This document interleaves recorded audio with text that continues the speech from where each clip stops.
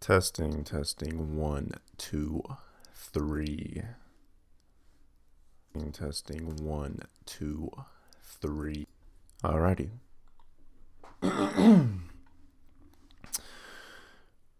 Today, we are starting Planescape Torment. This game I've been wanting to play, and I thought I played it for like an hour. No, played for like 30 minutes, and I was like, I kind of want to record or stream this game. So, we're going to do that. It's a CRPG, and supposedly, don't worry about that. Supposedly, it's a very philosophical game and very, very cray-cray. Sorry if you hear like any screaming or like clawing in the background. Don't worry about that. So I'm gonna show you guys the intro cinematic. I'm gonna act like I've never seen it before. Here we go.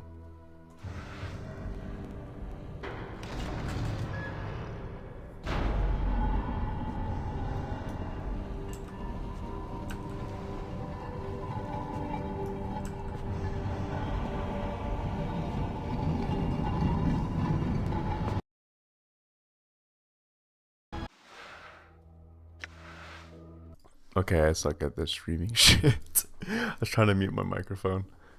Okay, we'll mute it. We'll mute ahead of time. Okay, rewind, erase your brain, act like you didn't just see that. All right, here we go.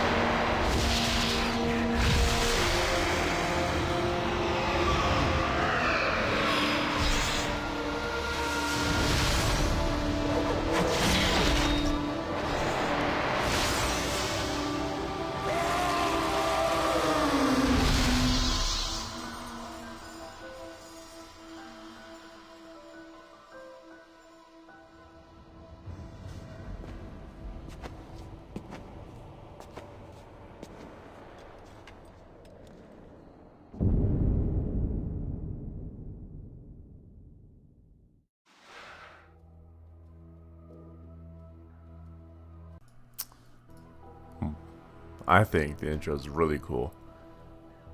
However, it does look very old. It kind of reminds me of like claymation. Like this, like those really like knockoff DVDs from back in the day. Like that one Kung Fu Panda knockoff DVD that's like made by one guy. Just like because of like the quietest house and like no audio treatment, like you're gonna hear every sound. You're gonna hear every cough and sneeze and creak and crack, and I don't know what to do about that at the moment, but we'll figure it out. I need like a little stream deck or something, because like I can't mute my mic while I'm tabbed in for some reason.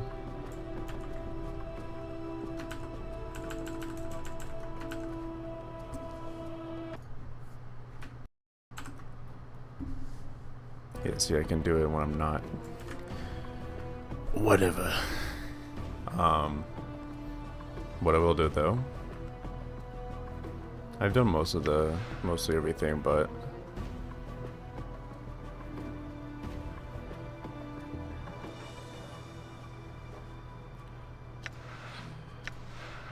well, anyway, I played for about 30 minutes. At that point, I decided I wanted to record it or stream it. I decided on streaming it because I don't want to edit. So, first of all, cool ass menu. So like when you highlight it, it tells you what it actually means, but it's like the abyss, alter senses, select life, which I think is pretty cool. Resume life. That one's kind of that one's kind of on the nose. I feel like I should like say like continue life, or like, and then new life should be like reborn. But I still think it's a cool concept. My goal with this stream, everyone as in all 0 of you, I want to read the entire thing. There's not that much voice acting, only for the first sentence or so for every character, some minor words. I want to base it off of that and my own sort of like intuition and try to voice act everything. I'm gonna try, but I'm not gonna try, you know, especially since it's 11 o'clock at night and my dad's sleeping. So here we go. So we start as the nameless one. As with the intro, there's really, the character creation I think is pretty limited, because you're sort of supposed to be finding out who you are. So from what I've researched, it's basically the same engine as Baldur's Gate. It's a AD&D. However, this game's way more dialogue and choice based. So we're going to kind of delve into that aspect of the game. So what I was told was intelligence, wisdom, and charisma are all sort of the dialogue choice stats. And because you could play the game mostly without doing any combat, there's really no point in doing everything else. So we're just going to, in order, pump intelligence, wisdom, and charisma. If I were to be more combat based, I'd probably do like just strength, just hack shit. The club, go oonga boonga. Your guy looks. What's really weird about this game is, it looks like it's like futuristic, but also like ancient tribal, which I think looks really cool. Even when I want to hear how I sound.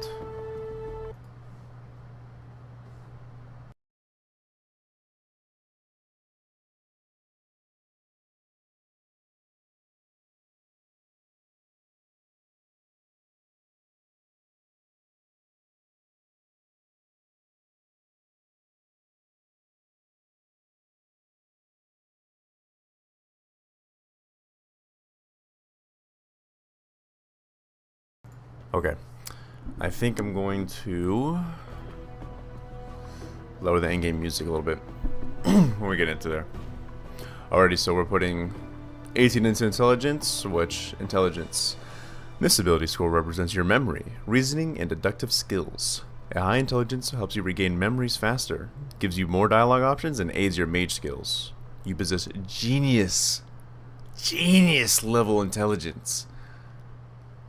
If we could name our character, we'd be Einstein or Mr. Hawking. Actually, Neil deGrasse Tyson. Come on, man, he's a genius. Alright, then we have wisdom. This ability score represents your intuition, common sense, and willpower. A high wisdom helps you recall memories and gives you a bonus to experience points. This one sounds like it's broken. Any game that gives you more experience is probably not doing a good job with that part.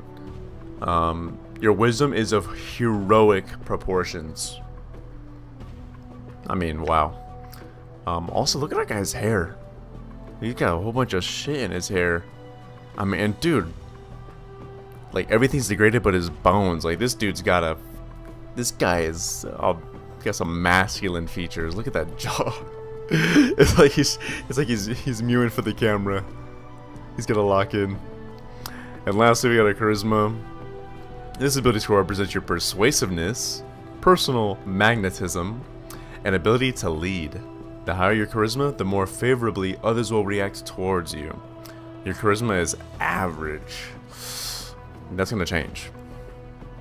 Strength, hit shit, do damage. Dexterity, dodge shit.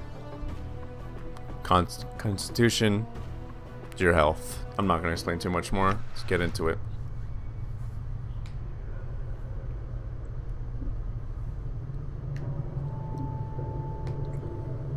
Hey, Chief. You okay? You playing corpse or you putting the blinds on the dusties? I thought you were a deader for sure. Alrighty, yo. Who are you? Huh? Who am I? How about you start? Who are you? I'm gonna imagine he's really fucking. I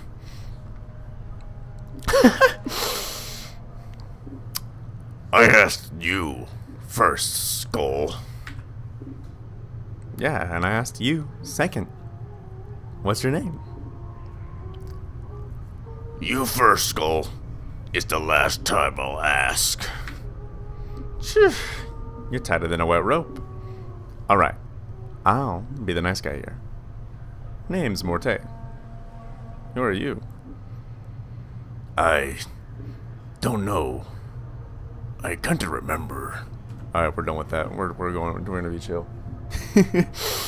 I feel like for a talking skeleton, he's kind of normal.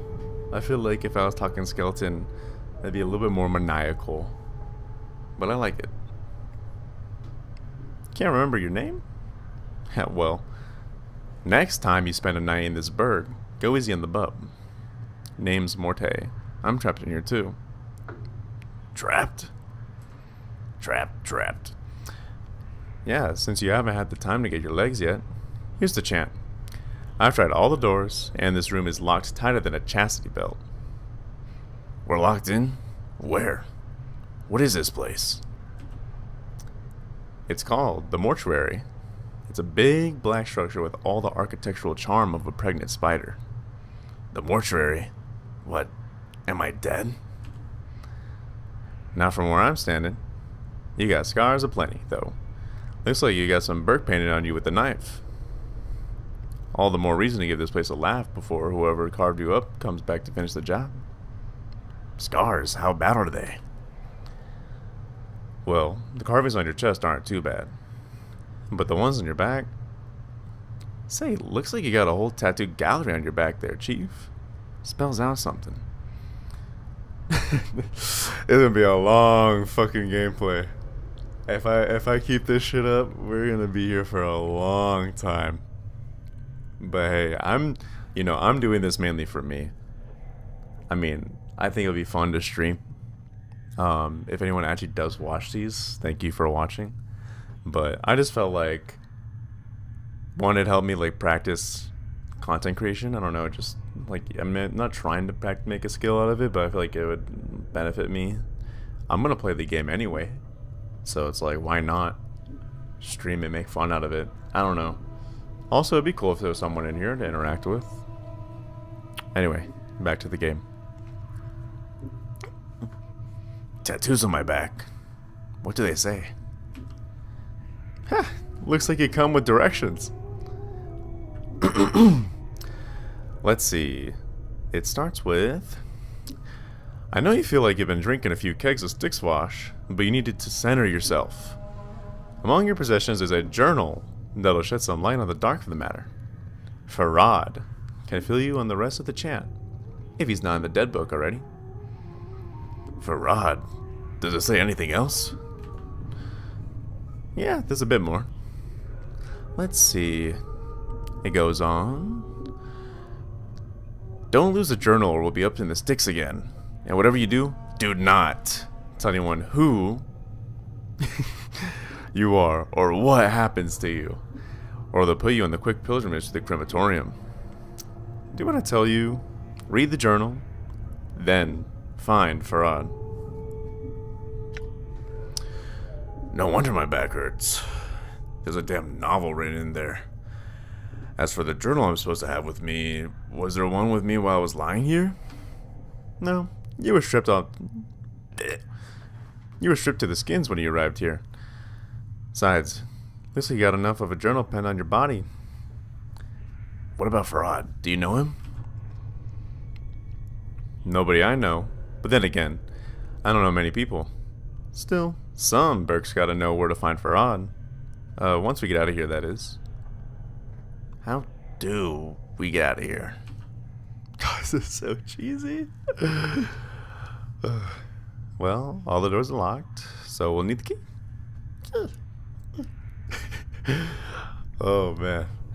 Chances are, one of Walking Corpses' room has it. Walking corpses?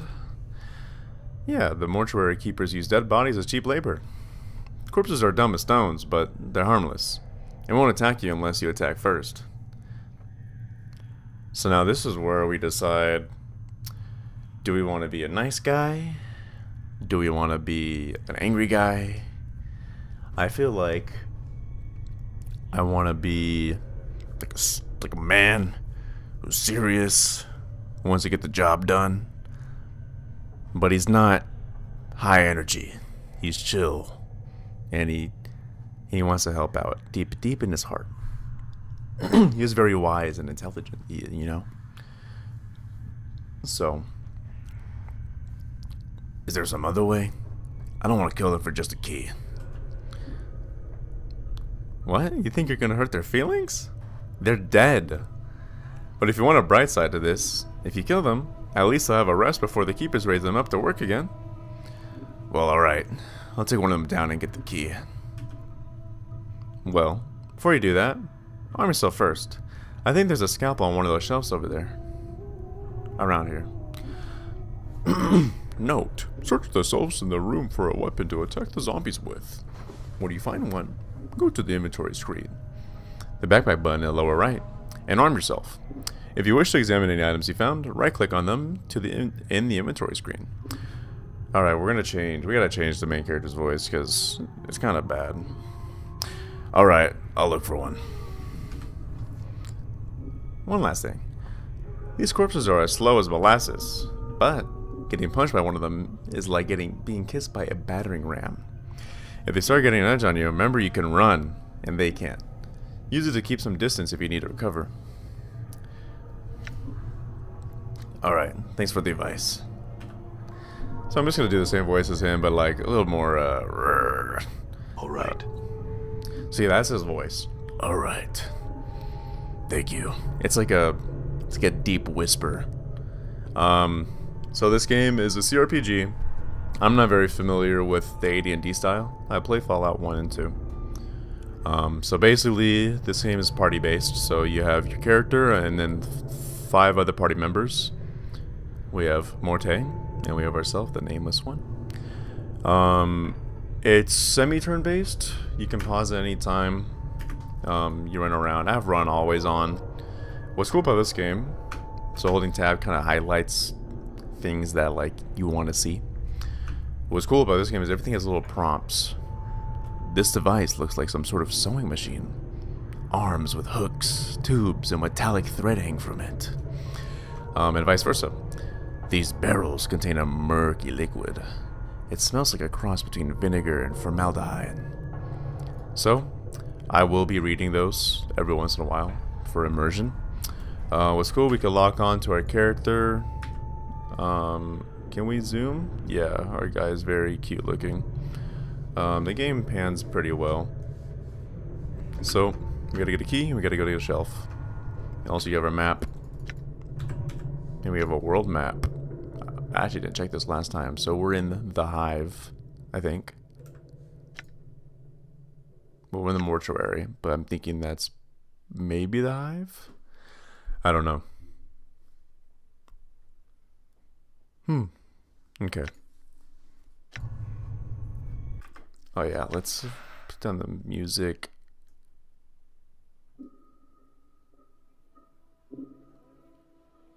There we go.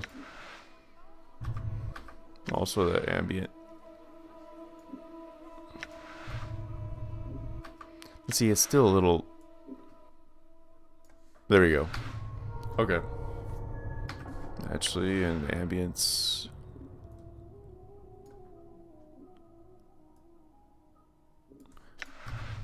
Okay. So, it's told to examine the shelves. So we got a couple bandages. Heal ourselves up. So yeah, you can control... If you control one at a time, you could drag, click both. I'm gone. So, let's see those zombies. Now, I'm confused as why... I don't know what that was about. I'm confused as why we're using a scalpel, but...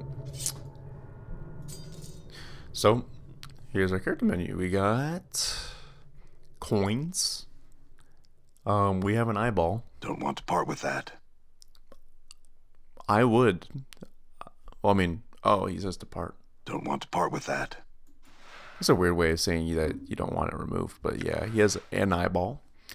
What's cool about this game, looks like you just fucking, you wear jewelry and shit and tattoos. We got armor class and our hit points and all that mumbo jumbo. Our bandages. I think it's very cool. I like all the menus. They're industrial, tribal. So I'm gonna go on. I remember picking this person the first time, and they're the one who had it. But we walk up to them. This course stops and stares blankly at you as you approach. The number 782 is carved into his forehead, and his lips have been stitched closed. The faint smell of formaldehyde emanates from the body. Examine the corpse, see if he's carrying a key. This corpse looks like the one with the key. It is holding it tightly in its left hand, its thumb and forefinger locked around it in a death grip. Looks like you'll need to hack the corpse's hand off to free the key. I need that key, corpse. Looks like you're not long for this world. Oh, I gotta read that. That goes hard. I need that key, corpse. Looks like you're not long for this world. Damn. Damn. Damn it. Damn it. Fuck.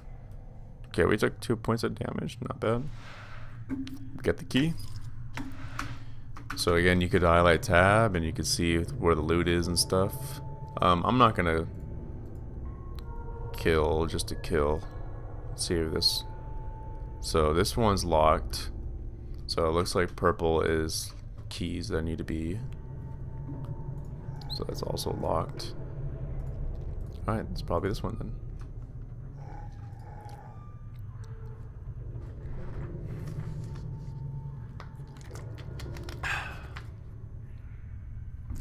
Psst. Some advice, Chief? I'd keep it quiet from here on out. From here on. No need to put any more corpses in that dead book than necessary. Especially the femmes. Plus, killing them might draw the caretakers here. Why do you care about the female corpses? Are you serious? Look, Chief. These dead chits are the last chance for a couple of hardy bashers like us. We need to be chivalrous. No hacking them up for keys. No lopping their limbs off. Things like that. Last chance? What are you talking about? Chief, they're dead. We're dead. See where I'm going? Eh? You can't be serious. Chief, we already got an opening line with these limping ladies. We've all died at least once. We'll have something to talk about. They'll appreciate men with our kind of death experience. Wait, didn't you say before that I'm not dead? Well, alright. You might not be dead, but I am. And from where I'm standing, I wouldn't mind sharing a coffin with some of these fine, sinewy cadavers I see here. Morty starts clacking his teeth, as in anticipation. Of course, the caretakers would have part with him first, and that's not likely. Who are these caretakers again? They call themselves the Dustmen. You can't miss them. They have an obsession with black and rigor mortis of the face. They're an adult bunch of ghoulish dead worshippers. They believe everyone should die, sooner better than later. I'm confused. Why do these dustmen care if I escape? Weren't you listening? I said that Dusties believe everybody's got to die. Sooner better than later. You think the corpses you've seen are happier in the dead book than out of it?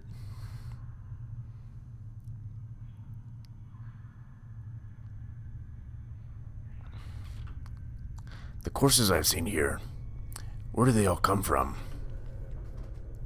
Death visits the plains every day, Chief. These shamblers are all that's left of the poor sods who sold their bodies to the caretakers after death. Alright, I'll try to remember that. Look, Chief, obviously you're still a little addled after your kiss with death, so I got 2 bits of advice for you. 1, if you got questions, ask me, alright? Alright, if I have any questions, I'll ask you. 2nd, if you're half as forgetful as you seem to be, start writing stuff down whenever you come across something that might be important. Jot it down so you don't forget. If I had a journal I was supposed to have with me, I'd do that. Start a new one then, Chief. No loss. There's plenty of parchment and ink around here to last you. Alright. It couldn't hurt. I'll make a new one then. Use it to keep track of your movements. If you ever start to get cloudy on important things, like who you are, or more importantly, who I am, use it to refresh your memory. Alright. I got it. Let's go. Updated my journal. Updated my journal. Alright, so, press J, we got a journal. So, we have our quests. Find Farad. From a Morte read, from the directions tattooed on my back, I need to find someone named Farad. I'm not certain where to start looking. Hopefully, asking some of the locals in this strange place will allow me to track him down. Also got to find the missing journal. Then we have our actual journal, and it's we can't add anything, but we have basically a little summary of what's going on, and we have a little bestiary. Bestiary being player character and the non-player character. So player characters actually non-player characters. So we're supposed to avoid the femmes. If we pause, we can examine.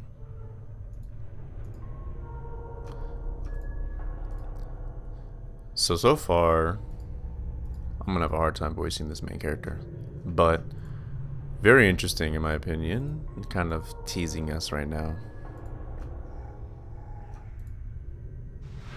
Let's see if we got any loot. We got a journal, coins, and fist irons. Okay. Oh, up here too. No, nothing. So let's gate looks sealed shut. There's no lock or other means of opening it. I don't know why that is.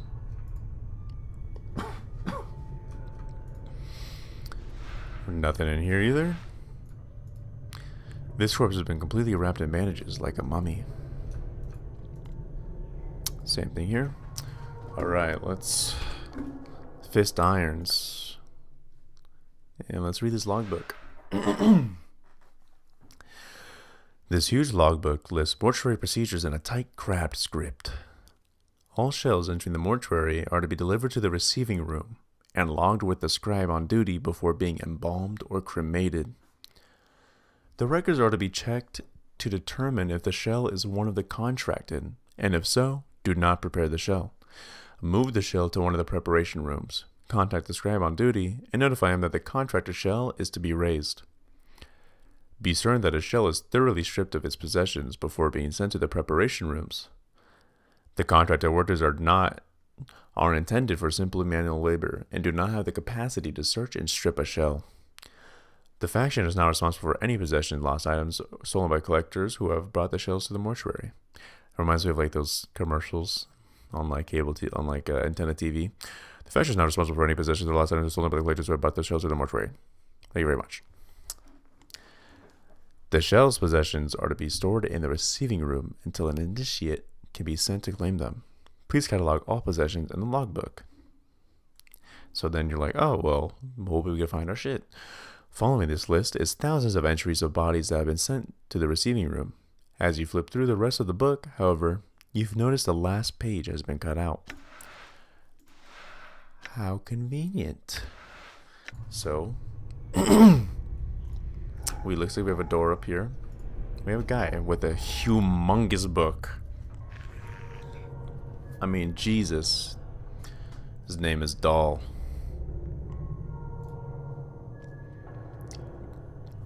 The scribe looks very old. His skin is wrinkled and has a slight trace of yellow, like old parchment. Charcoal gray eyes lie within an angular face, and a large white beard flows down the front of his robes like a waterfall. His breathing is ragged and irregular, but even his occasional coughing does not slow the scratching of his cool pen. Greetings. Whoa, Chief, what are you doing? I was going to speak with the scribe. You might know something about how to got here. Look, rattling your bone box with Dusty should be the last thing. Before Morte could finish his rant, the scribe begins coughing violently. After a moment or two, the coughing spell dies down, and the scribe's breathing resumes its ragged wheeze.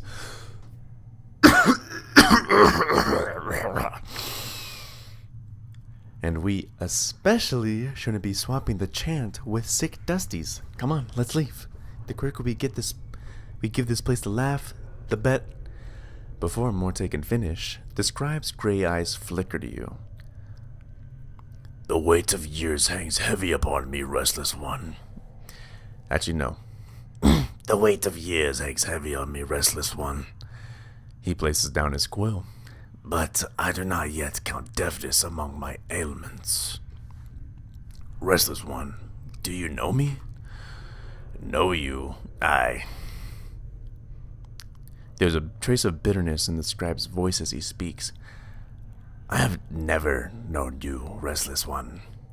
No more than you have known yourself. He is silent for a moment. For you have forgotten, have you not? Who are you? As always, the question. And the wrong question, as always. He bows slightly. But the movement suddenly sends him into a bout of coughing. I am Doll. Perhaps you can answer some questions for me, Doll. Perhaps you can answer some questions for me. Updated my journal. Very well. What do you wish to know? What is this place? You are in the mortuary, restless one. Again, you have come.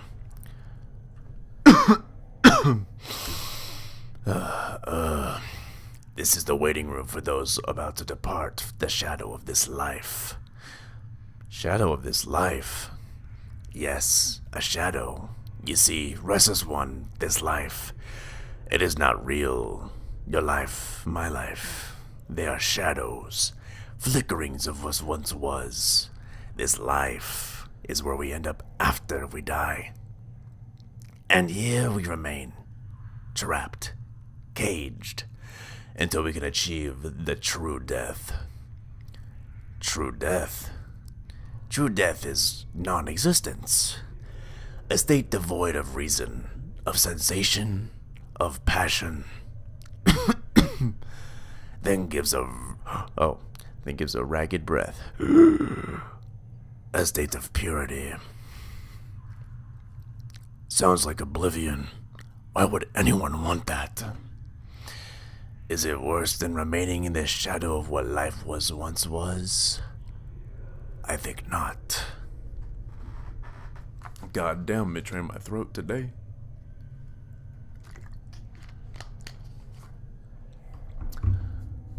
Tell me about the mortuary.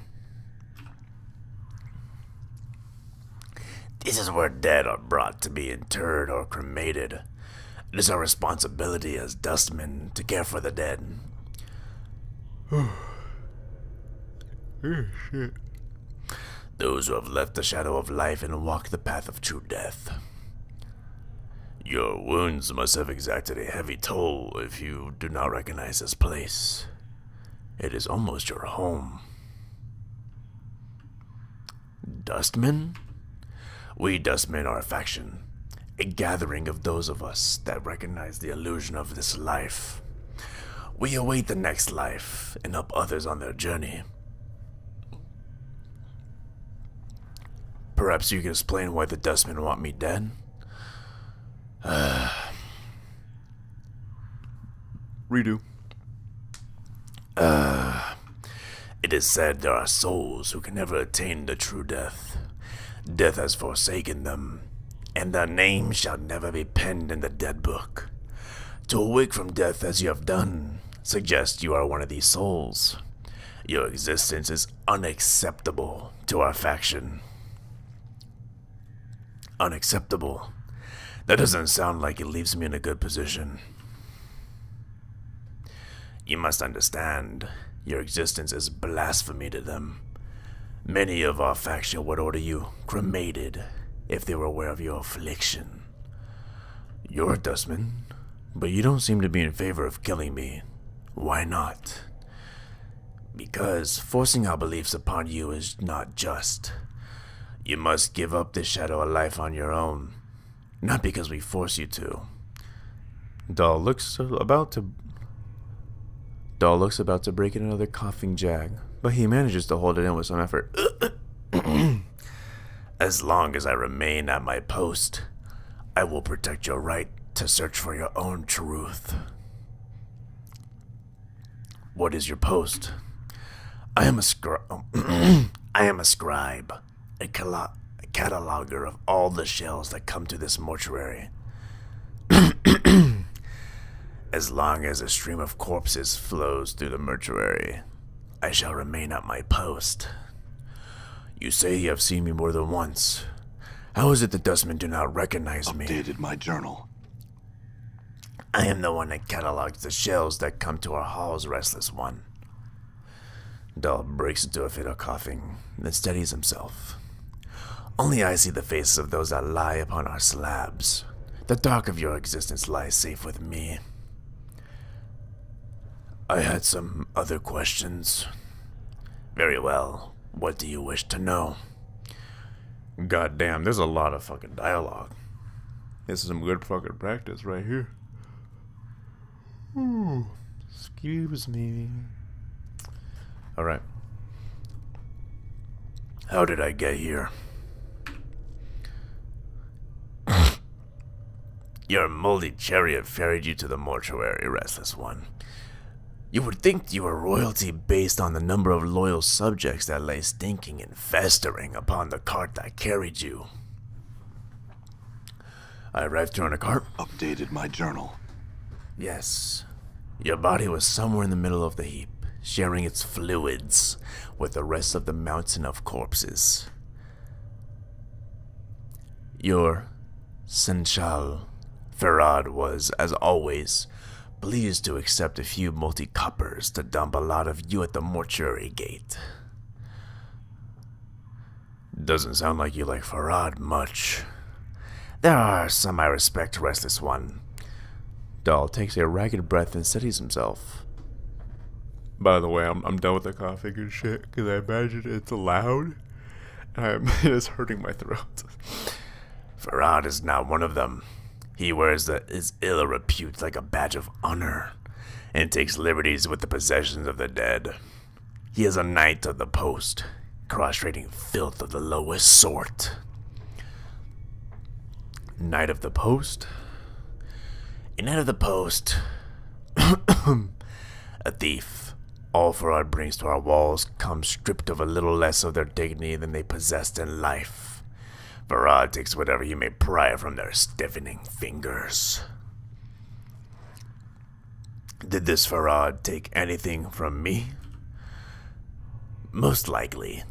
You are missing it. Are you missing anything? Especially anything of value? His voice dips as he frowns. Not that Farad would take exception to anything that wasn't physically grafted to your body. And sometimes, even that's not enough to give his greedy mind pause. I'm missing my journal. A journal? If it was of any value, then it is likely it lies in Farad's hands. Where can I find this Farad? If events persist as they have, Restless One, you have a much greater chance of Farad finding you and bringing you to us again before you find whatever ooze puddle he wallows in this time. Nevertheless, I must find him. A slight warning creeps into Dahl's tone. Do not seek out Farad, Restless One. I am certain that it will simply come full circle again, with you none the wiser and Farad a few coppers richer. Accept death, Restless One. Do not perpetuate your circle of misery. I have to find him. Do you know where he is? My journal. Dahl is silent for a moment. When he finally speaks, he seems to do so reluctantly. I do not know under which gutter stone Farad lairs at the moment, but I imagine that he can be found somewhere beyond the mortuary gates. In the hive. Perhaps someone there will know where you can find him. Thank you. I have some other questions. What do you wish to know? That was only 2. And we have like... You're meant to read this game, not to speak this game. There's a reason why there's no voice acting. Oh, shit. I woke up from a nap not too long ago, so I'm yawning. Can you tell me how to get out of here? The front gate is the most obvious exit, but they will not let anyone under other Desmond pass. Dahl breaks into a ragged cough, then continues. One of the guides by the front gate has a key to it, but it is unlikely he'll open it for you unless you're extremely persuasive. Okay. I have some other questions. Do you know who I am? Updated my journal. I know scant little of you, Restless One. I know little more of those who have journeyed with you and who now lie in our keeping. Dahl sighs. I ask that you no longer ask others to join with you, Restless One. Where you walk, so walks misery. Let your burden be your own. There are others who have journeyed with me, and they are here. Updated my journal. Do you not know of the woman's corpse interred in the memorial hall below? I thought she had traveled with you in the past. Dahl looks like he's about to start coughing again, then catches his breath. Am I mistaken? Where is her body? The Northwest Memorial Hall on the floor below us. Check the mirrors there. Her name should be on one of the memorial plaques. Mayhap that will revive your memory.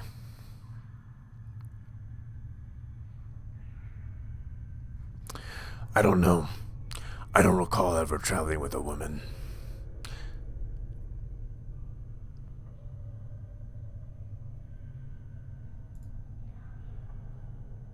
Doubtless there are. Before you said there were others interred. Before you said there were others interred here who journeyed with me. Where are they? Need a break. Doubtless there are, but I know not of their names, nor where they lie.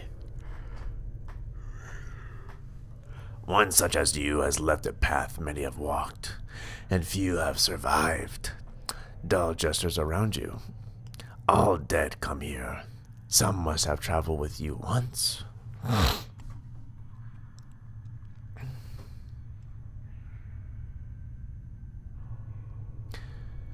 I find no fault with your reasoning. I had some other questions. Alright, these few I'm just gonna read. What do you do here? I'm a scribe, a cuddler of all shells. Oh, wait. I already talked about that. You sound ill.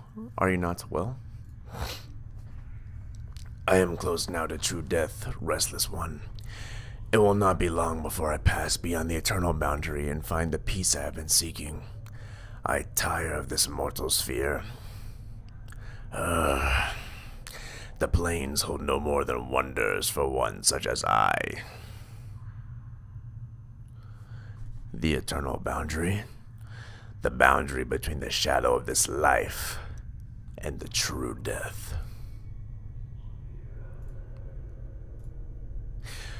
Are you certain? There might be some way I can help you. I do not wish to live forever, nor live again, restless one. I cannot bear it. So be it. Farewell, doll. As you turn to leave, Doll speaks. Know this. I do not envy you, restless one. To be reborn as you would be a curse that I cannot bear. You must come to terms with it. At some point, your path will return you here. Doll coughs, the sound rattling in his throat. It is the way of all things, flesh and bone. Then perhaps we will meet again, doll.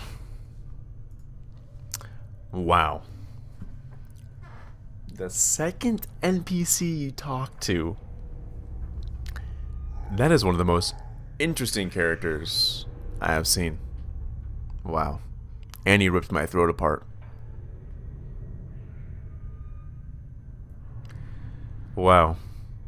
Yeah, when I was told this game was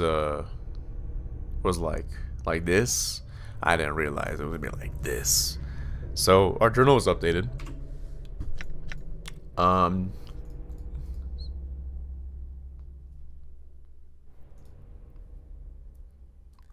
So our journal, so we have a lot. So firstly, I met a sickly scribe named Doll in the mortuary.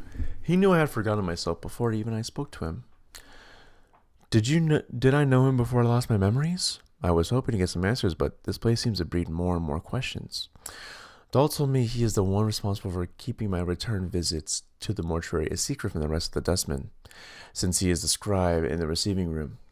He is one of the only ones who sees my body when it arrives here. Apparently, Farrar delivered my body here in a cart, along with a heap of other corpses. Was I actually dead when he did this? Doll told me the fraud can be found beyond the mortuary, in some place called the Hive. He didn't seem to want me to go hunting for Farad, but then again, he's not the one who's lost his memories and woken up from the dead, so he can keep his opinions to himself. Doll suggests I had asked some of the people in the Hive. So, we gotta find the girl in the mortuary, and then go to the Hive. And that's also the choice we're making, is that we're not keeping our burden to ourselves. We're gonna get that girl. Because, in my opinion, I don't know better.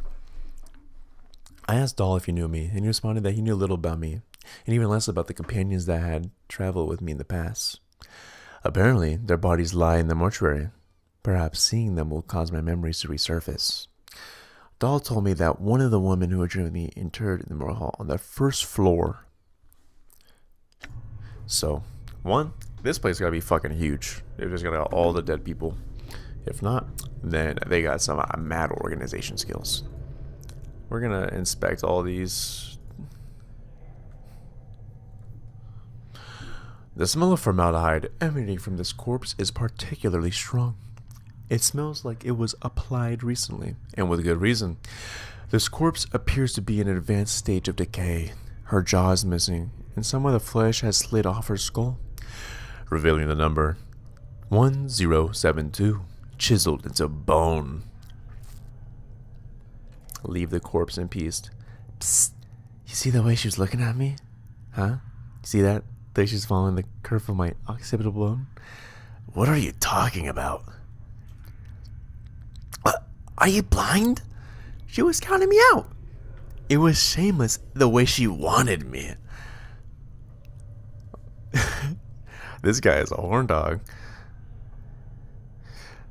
Wanted you to go away, maybe. She was obviously too distracted by me to pay attention to some stupid bobbing head with a big mouth. I wouldn't say that.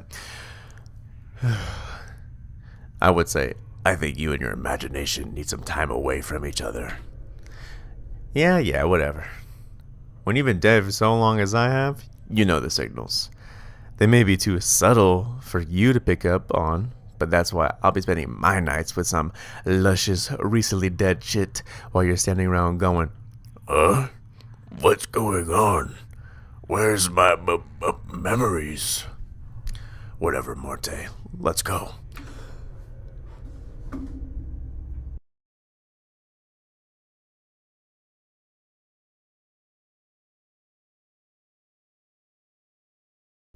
Bro, I'm dying. I can't keep this up. I'm gonna fucking die. Alright, let's open this door.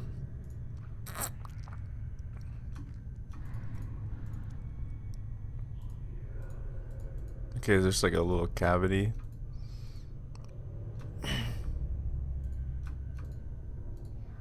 Bro, what is this room? This is creepy. A zombie worker.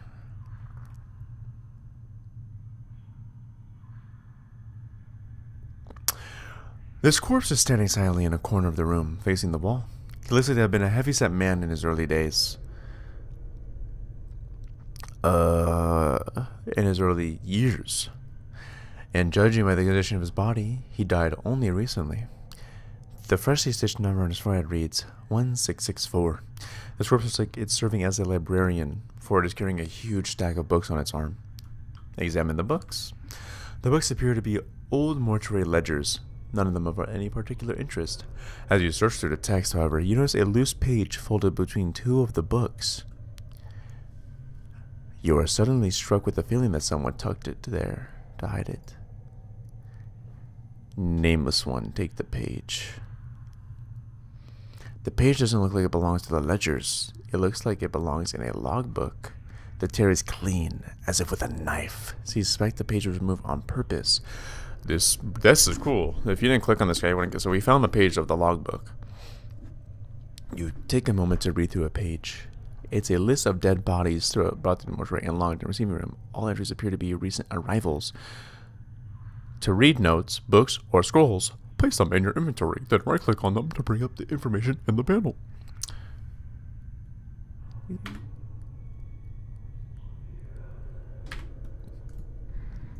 Wait, I want to say... Okay. So, we found the last page. This this ragged page looks like it was cut neatly out of a book. It was written in a tight, cramped script.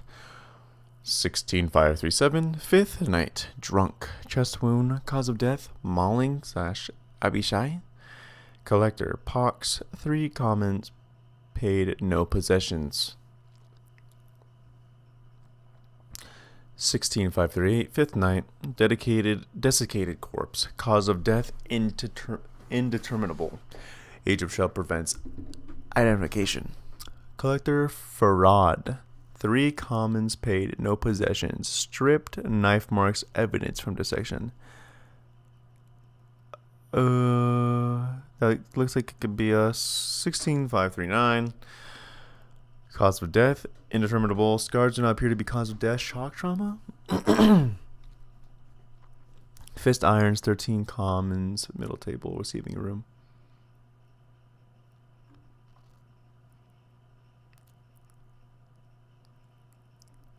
Fifth night, desiccated corpse number 2. Cause of death, indeterminable. Age of shell prevents identification. Collector, Farad, 3 commons paid. Possessions logged. Knife marks evident from dissection, but the dissection was not thorough enough. Copper earring found lodged in abdomen. Earring has been locked in southeast preparation room. Oh, and hang on.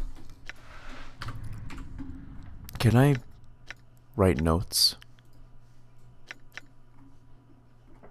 I want to look that up really quick.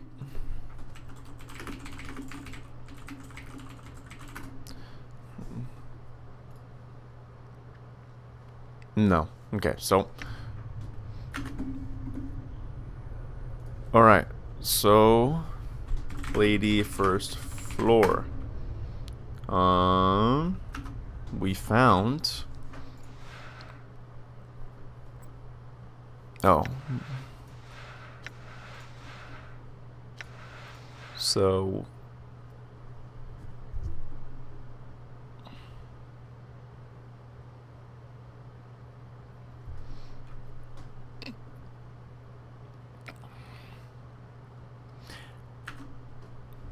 Earring southeast preparation room.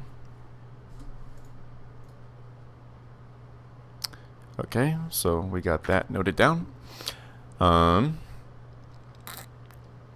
an initiate from the third circle examine it. It has a strange markings like those on contractor worker 79. Whoa, this game is gonna be fucking deep. The fifth night, skeleton. Cause of death, indeterminable.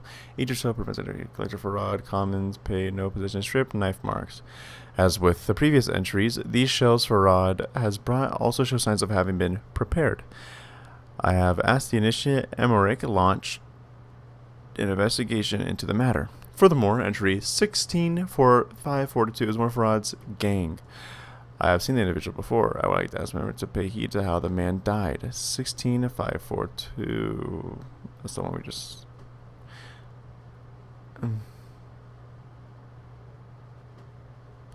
Fifth night. Tiefling, male. Tiefling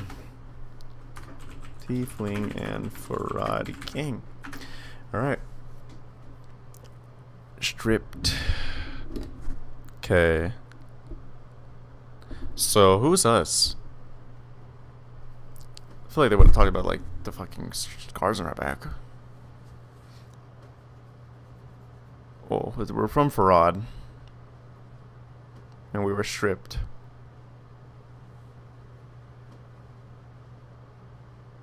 We're either 3-8.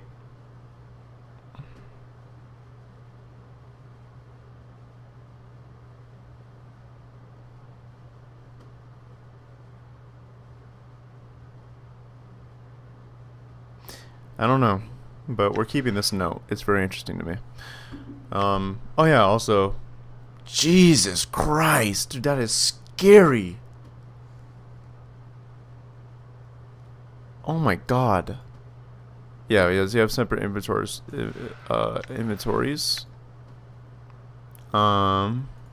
Okay. So. This makes me want to talk to all the other zombie workers, so I'm actually going to talk to everyone now.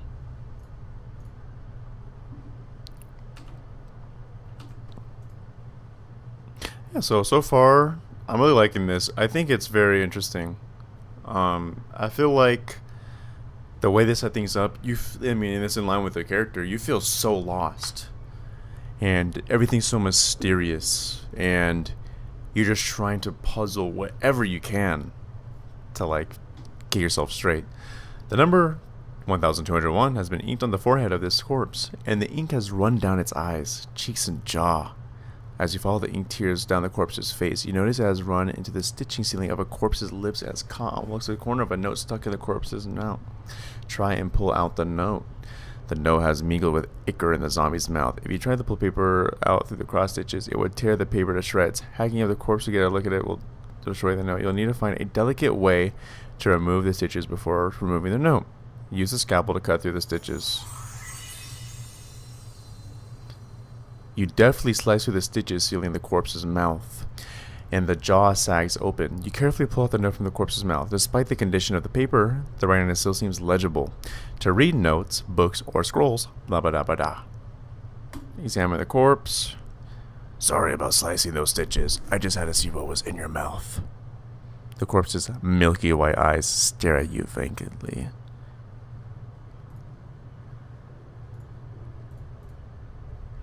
Done. Corpse is shuffling from slab to slab, bandaging the corpses lying around here. The number 396 is carved into the left temple, and the lips are stitched closed. You notice the corpse is carrying a roll of bandages in its head, and the bandages look usable. Mind if I borrow these bandages? Of course it stares at me.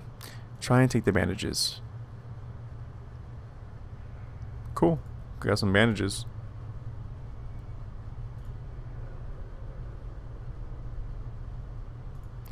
Alrighty. Who else? Did I talk to you? This female corpse is making the rounds from slab to slab. Her hair is knotted into a long braid and looped around her neck like a noose. Someone has stenciled number 1096 onto her forehead, and her lips have been stitched closed. Nice braid. The corpse does not respond. You doubt it even knows you're there.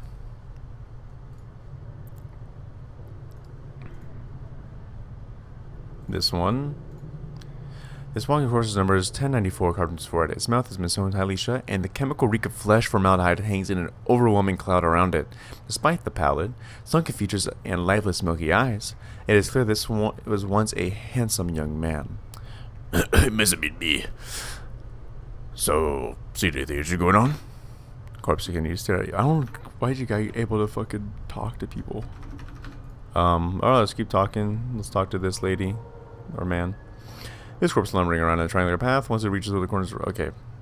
965 tattooed on the side of his skull. As you approach, it halts and stares at you. Just gonna keep talking to people. Nasty wound. Farewell.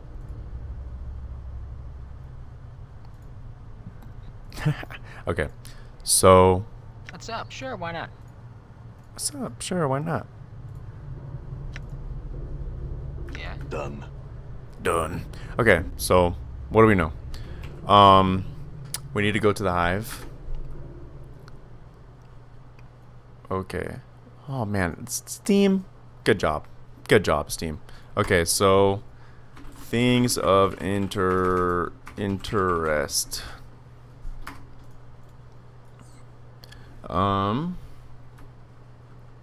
Main objectives. Go to the hive. Okay.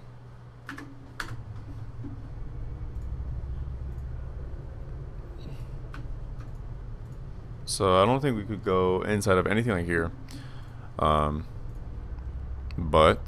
we can go over here. Well, nothing on the bottom either. Oh, note from the corpse. This is a foul-smelling note retrieved from the mouth of one of its mortuary zombies. It looks like it was sewn into the corpse's mouth by accident. Despite its condition, the writing is legible. Please, let's make up a voice. Please, to whatever Desmond reads this, I beg of you. I know my legal obligation under the terms of the dead contract, but I am prepared to offer more than my signing fee if you will cremate my body rather than raising it. I have arranged for this note to be left with my body upon my death. If you are reading this, then please use this note as instructed and accept the result in exchange for my contracted duty. Let my contract number serve as the key. Looks like the corpse was too late to prevent the raising, but you notice that beneath the writing is a diagram. It looks like directions for folding the parchment into a strange pattern. Note: if you are ever capable of examining an object further or performing an action on the object outside of the world screen, a Use button will appear for the object on this Examine screen. This button allows you to manipulate the item through a dialog screen. If you wish to examine the diagram on this note further, select the Use button below. So,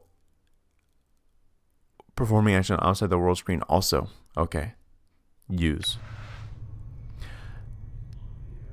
This foul-smelling note has a strange-looking diagram inscribed beneath the writing.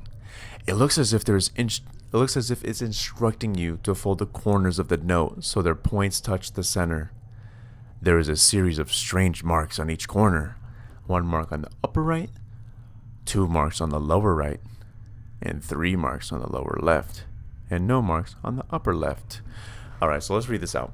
So it's foul smelling. It looks as if it's instructing you to fold corners on the note so their points touch the center.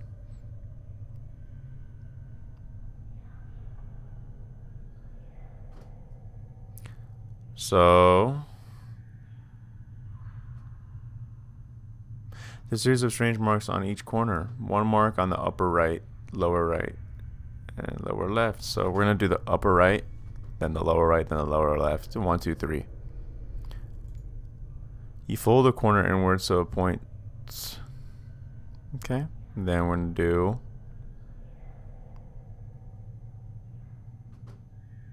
Oh, wait, no. Unfold the note, start again. Actually, no. No. Fold the upper right, then the lower right, then the lower right, then the lower left.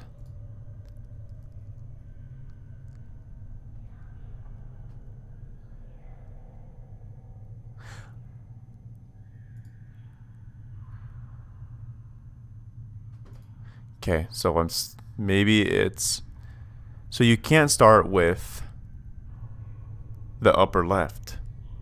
So it's 3, 2, 1. So lower left, lower right, upper right, upper left.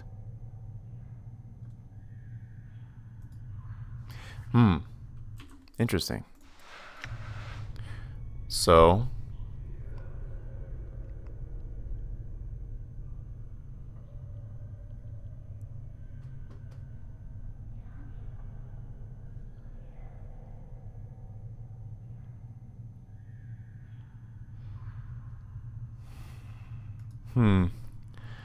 so we can't do upper left. Well, we already did 1, 2, 3 and 3, 2, 1. So let's do 2, 1, 3 and then 2, 3, 1. So lower right, upper right, lower left, upper left. Nothing happened. Okay. Lower right, lower left, upper right, upper left.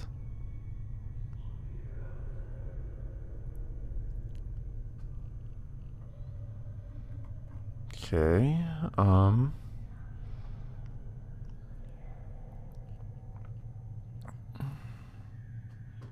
Lower left, lower right, upper right, and upper left, then upper left. Man, I don't.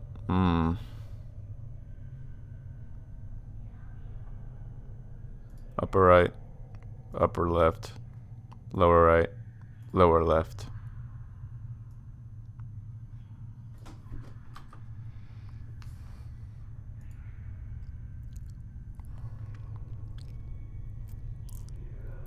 Upper right, upper left, lower left, lower right.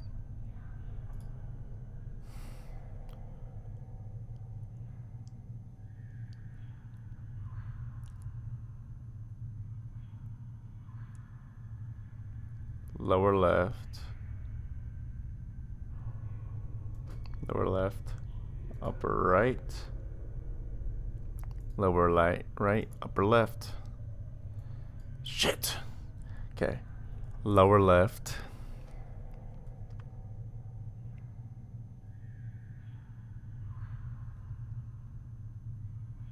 upper right, upper left, lower right. God damn, bro. I'm gonna be here for a minute.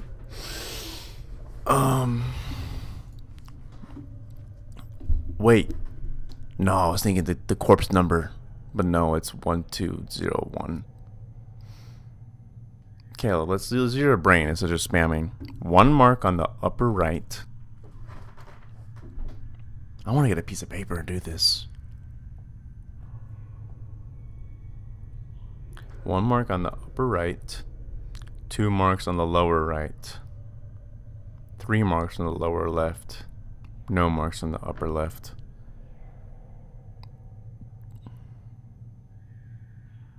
So obviously they have to overlap.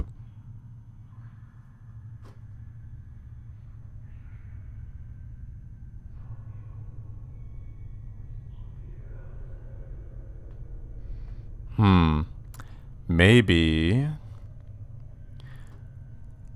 So what's only clue that we have is that you can't start with the no marks. You have to start with a mark. Doing the last corner, the empty corner last would like make the mark not show. So I'm thinking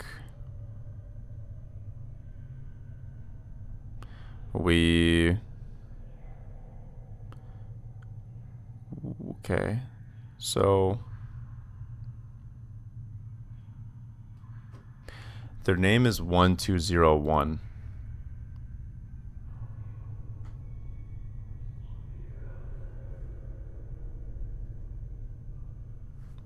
So I think upper right, lower right, upper left, lower left. Oh. Okay. The reason I thought that, I don't know if that's if my reasoning actually works, was so their name is 1201. So if we have to, so if we're matching the corpse name, everything is 1 2. So we have one with 1, 2 with 2, 1 with 3, and 1 with 0. So what we could do, and because you can't do the empty one first, so we start with 1, then we go with 2, and then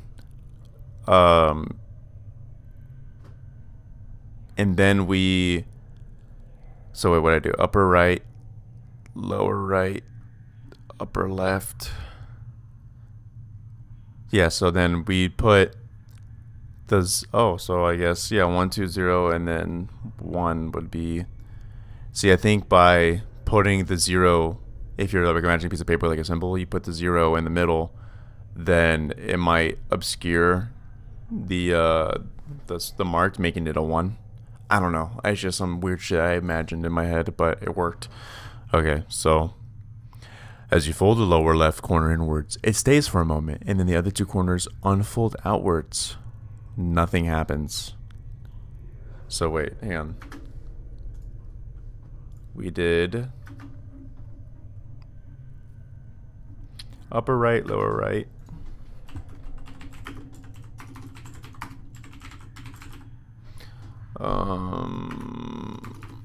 Also, I have to have a title. Note diagram. Upper right, lower right.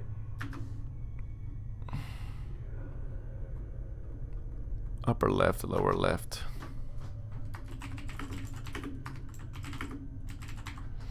Okay, so examine the note again. This foul-smelling note has a strange-looking.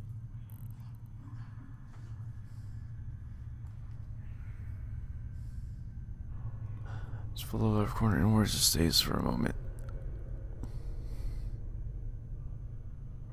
Oh, so wait, I think we fucked up, but like we're close. So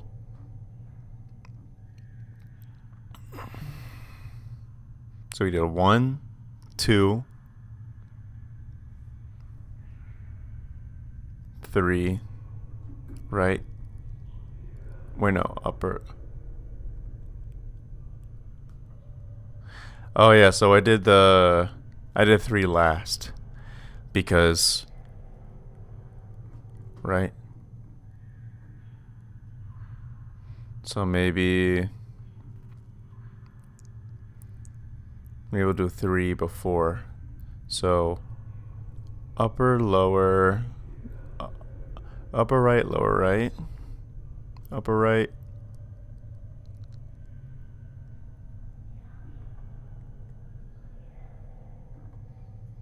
upper right, lower right, upper left, lower left. So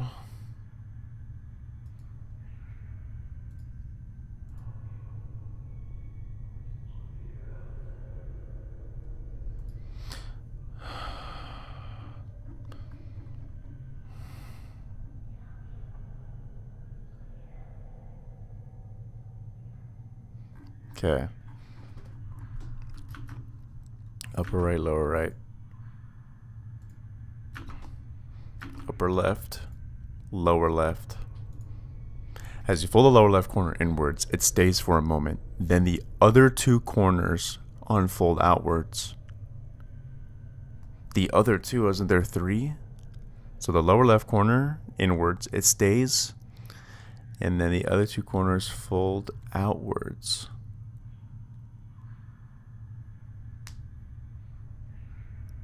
So if it's two other corners, then it's in the lower left. Is the lower left?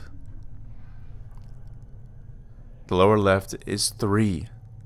So the one with 3 marks stays. I'm assuming the other two corners are 1 and 2.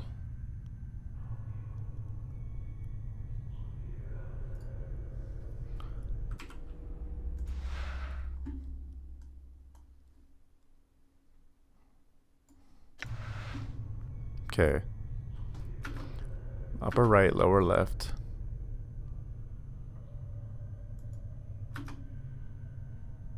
Oh shit, hang on. Upper right, lower right, upper left.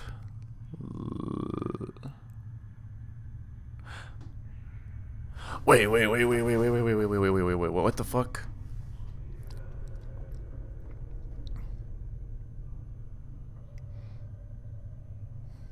So fold the upper, okay. Upper right, lower right, upper left,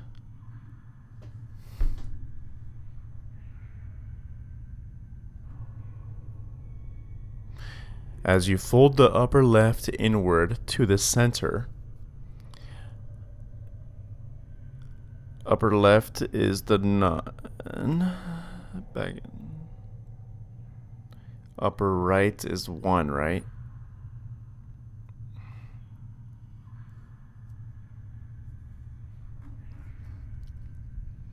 Okay, so I could either fold it back in the center. So wait, we put upper, so we put 1, 2, nothing, and we still have 3 left. So we have 1, 2. Oh yes, so it's 1, 2, 0, 1. So we put 1, 2, nothing. The 1 folds back out, and we could put it back to the center. I think that's what we need to do. As you fold the upper right corner back to the center, the lower left corners mirrors the action. As you fold the upper right corner back to the center, the lower left corner mirrors the action. And so all the corners touch in the center. You watch for a moment, and the corners of the paper raise up, turning the note into a small 4-sided paper pyramid. Open the sides of the pyramid. You peel back the sides of the pyramid, and the paper disintegrates to dust. Inside is a small triangle-shaped earring. It catches the light and gleams brightly. Take the triangle earring. Dude! That was fucking sick!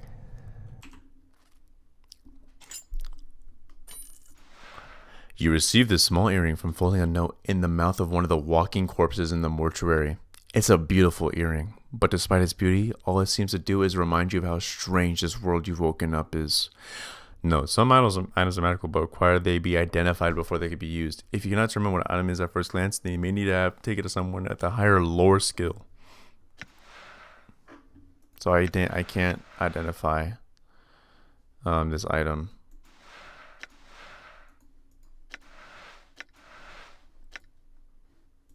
Dude, holy shit. I'm gonna love this game. I'm already in love. That was awesome. I usually don't have patience for shit like that, but I think by streaming, that helped a lot. And oh my god, that was so worth it. That was so cool. Oh, dude, I need a save. Save my game. New save. Nath stream. Let me...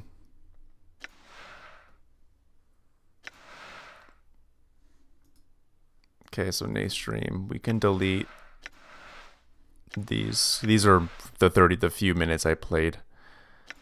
Oh, I guess it wasn't a few minutes, but unless these are autosaves. We're gonna save again just to be... That's cool. Technical difficulty. Don't know why that happened, but resume life. Save game. Okay. That was strange. Anyway. All right.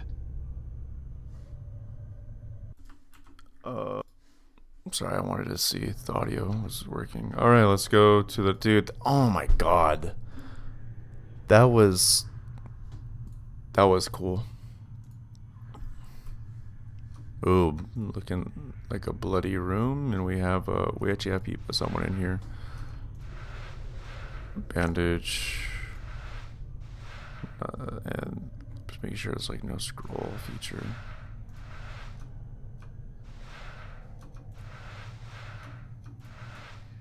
Okay, I'm learning that we want to talk to every single one of these zombie workers. This heavily stitched corpse is shuffling lazily back and forth between two slabs. The number 506 has been stitched on his forehead and the side of its neck and its right arm, and in fact, the skin of his peeling corpse has been sewn up with so many stitches, its skin looks like a bizarre street map. Examine the stitches. The stitches encircle the corpse, running from its arms across its chest, up its neck, and into the damp mass of white hair. As you follow the crossroad of stitches, you notice someone has jammed a needle into the corpse's forehead. Ugh. The needle is attached to a thread stitching up the side of the skull. You could probably unravel it if you had something to cut the thread. Cut the stitches with your scalpel, then pull out the needle and thread. You slice the thread neatly with the scalpel, and pluck out the needle and pull the stitches out. As you do, the skin covering the forehead peels back to reveal the corpse's chalk-white skull, where, to your surprise, the number 78 has been. Seems like you got two different designations there, corpse. So, I think... So, that's a note moment. So we note. So these are like things of interest. We are our main objectives. Then we're gonna do like lore speculations. I hope I'm not waking my dad up. So found a raised zombie with 502 designation, but secretly has number 70 as a designation in his skull. Okay.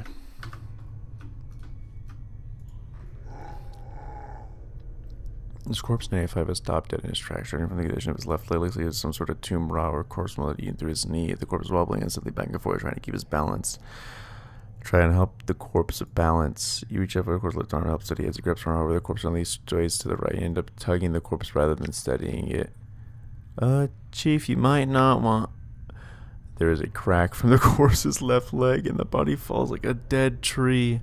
Its torso strikes the stone flagstones and shatters like a rotten melon. Filth and ichor gurgling from the cavity. To your surprise, no one seems to have noticed the corpse's collapse. Not even stranger, the left leg remains standing where the body was, as if at attention. After a moment, the leg falls over with a wet thump. As you gaze upon the putrefied remains of the corpse, you notice that its left arm seems intact. It has snapped from the torso during the fall, and it doesn't appear to have been touched by the tomb rot that spread through the rest of the body. I wonder if I can make use of that arm.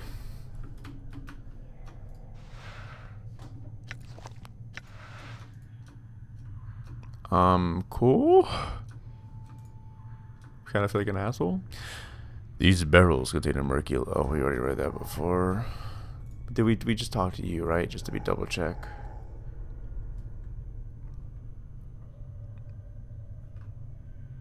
A 506-78. 506-78. Just want to be specific, I guess. Let's talk to you. Eyes of this corpse are stay closer, and the eyeballs themselves are slightly askew. One faces to the left and the other to the right. Could barely make out the number 257 traced on the in his bruised forehead. It looks like the corpse has taken several blows to the head, making the number difficult to read. Okay.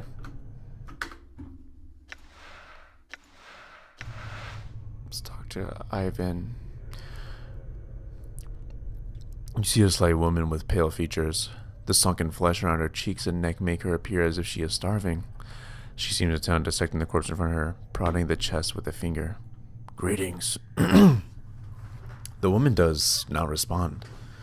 She seems too intent on the body in front of her. As you watch her work, you suddenly notice her hands. Her fingers are talons. They are darting in and out of the corpse's chest cavity like knives, removing organs. I said, greetings. The woman makes no response.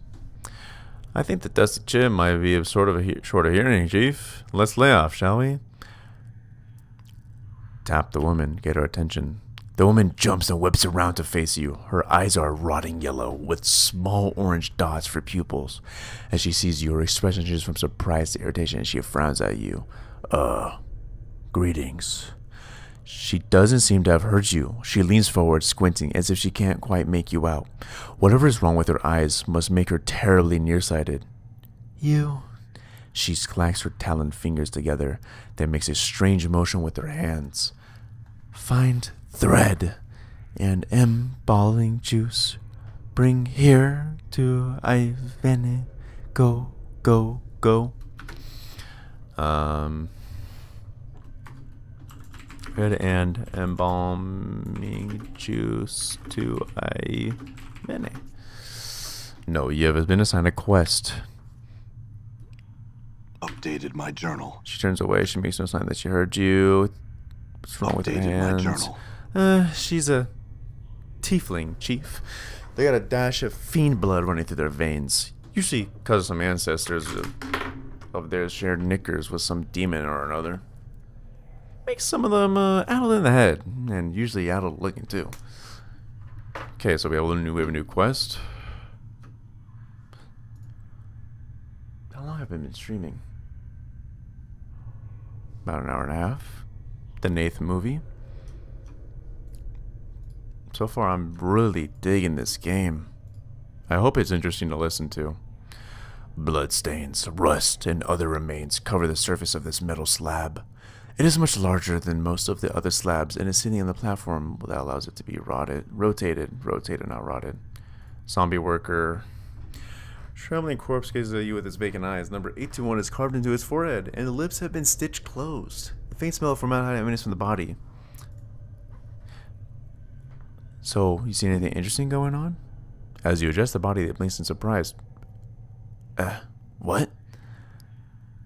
Why are you disguised as a corpse? Updated my journal. The zombie is trying to respond behind stitched lips. He has a peculiar half-wry and half-angry expression.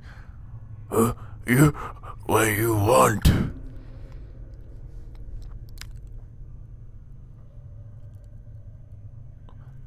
Okay, so we have, I'm looking for a way out of here. Who are you? Tell me who you are. Or I could lie. Why? I was looking for you. I'm gonna lie to him. Why? I was looking for you. Looking for me? Why? You got message from me? Message from who? You know, messenger, who you?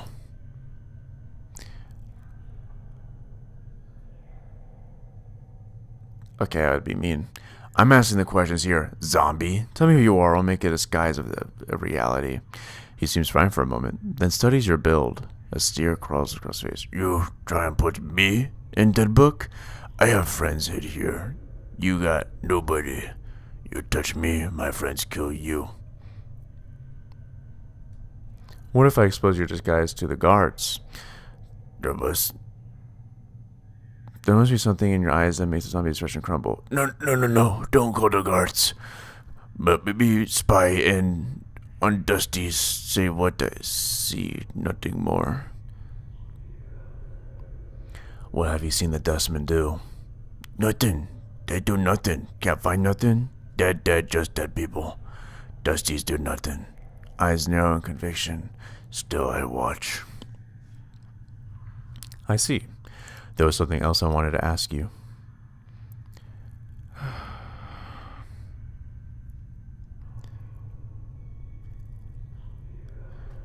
I'm missing a journal. Have you seen it? Don't know. Some broke to you? What? I want to know if someone robbed you. Probably what happened. Yeah, I'm looking forward to finding this thief. Look after him.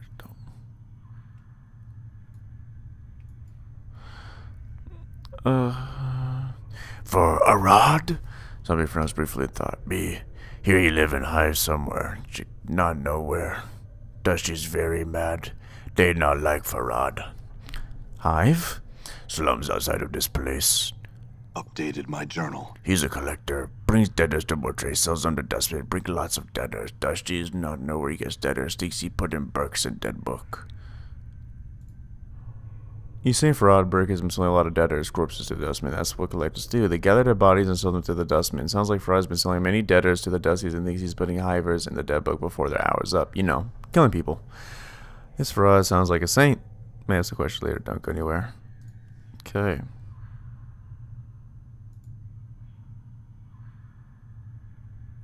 Go away, kid. Okay, we already asked him about the journal, Farad. We asked about doll. How'd you get to look like that? Be good at disguise. Me also got scars. Me, we're not embalming fluid. Me, make good zombie. The zombie googles through stitched lips into Dusty stupid. They're the stupid ones, alright. Sarcasm is evidently lost in zombie who nods eagerly. Stupid Dusties. Make me good zombie. Disguise is pretty good. Can you disguise me as a zombie? He looks up and down for him and smells himself. That's mini jar of embalming fluid. Puts that scar on the chest and some needle and thread. Oh shit.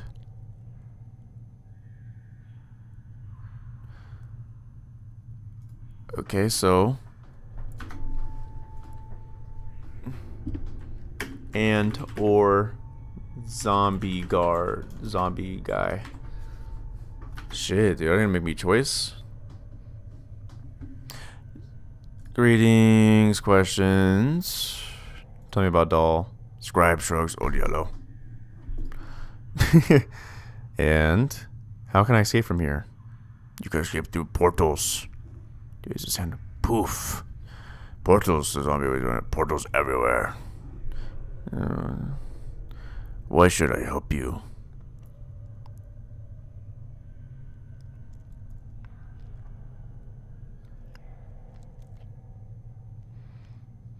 You look like someone who'd much rather disguise himself. Well, actually, let's be nice because I need you. Oh, no. What is it you need? To get a key for me. I want iron key to Embalmer's room.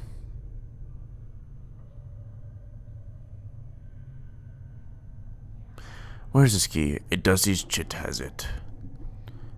She has yellow eyes.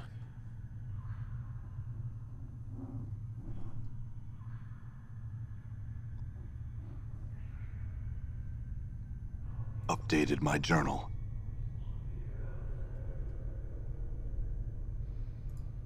Okay. So get key from Ivene and or kill her. So I need thread and embalming fluid. So I'm actually going to. I'm not going to go there just right away.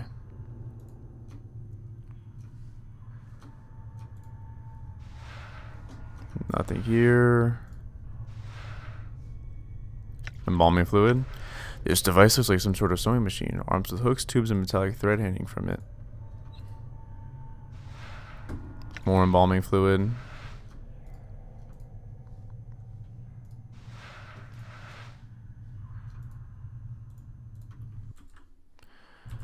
Okay.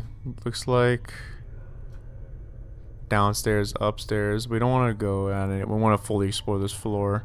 This container is locked. Where's my notes? Okay, locked container. Okay, so we have a locked container. We have stairs. We're not going nowhere yet.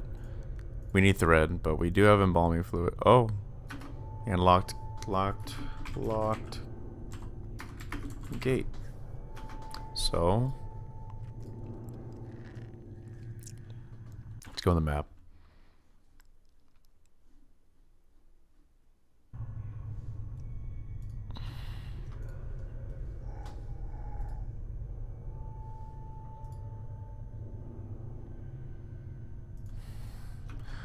Okay, so I need embalming fluid and thread.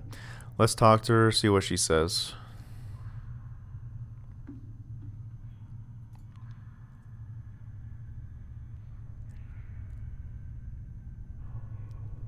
Updated my journal.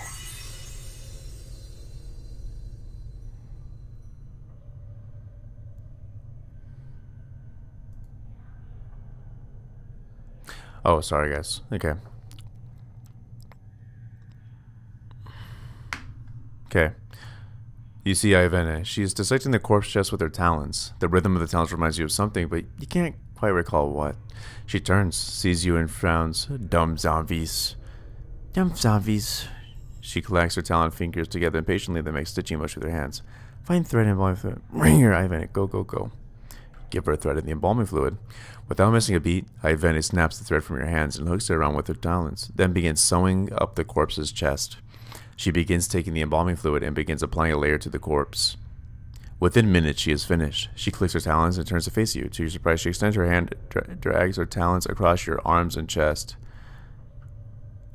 Keep playing, zombie. Look like you have a new friend, Chief. Do you need time together, or stow it, Mort? Or keep playing, zombie. As she traces her arms, just suddenly notice you seem to be examining her. She rolls her talons, clicks them twice, then bends forward and examines some of the tattoos. Just, who writes on you? Who write on you? Havers do that? No respect for zombies. Zombies. Nope, not paintings. She sniffs and pokes one of your scars. This one bad shape, many scars, no preserves. Wait.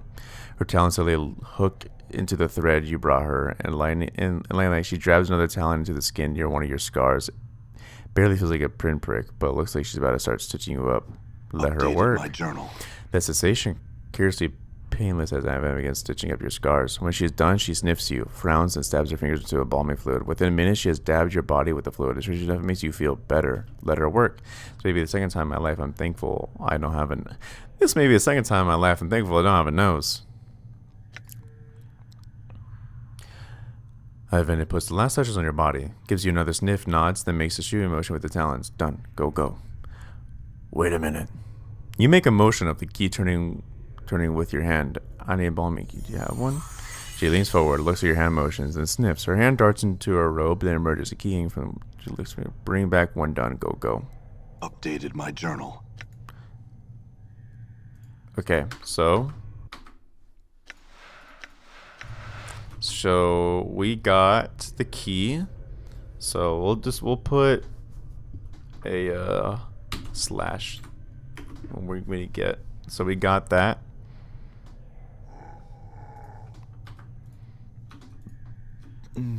So let's go talk to zombie guy.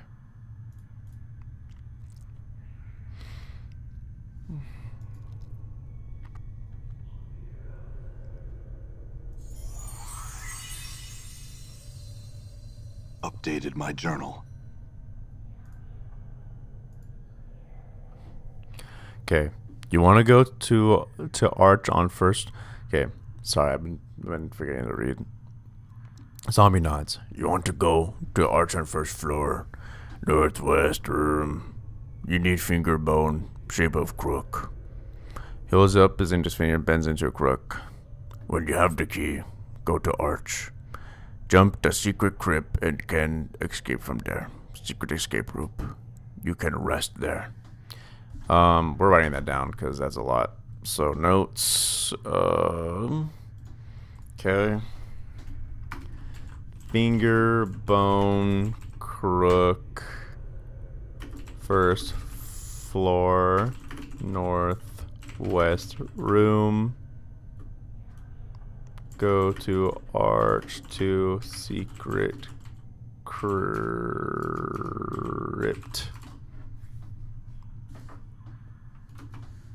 Updated my journal. Somewhere in the storage rooms are up the floor, maybe there. First floor will be the last place we go, so we need to go upstairs first.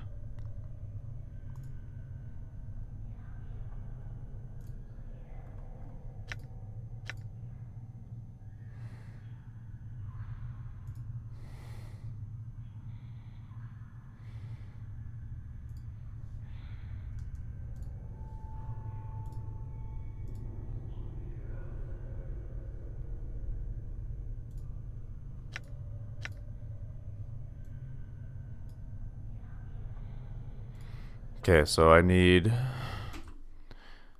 thread. Okay, so we have a... Oh, it's a club. That's nasty.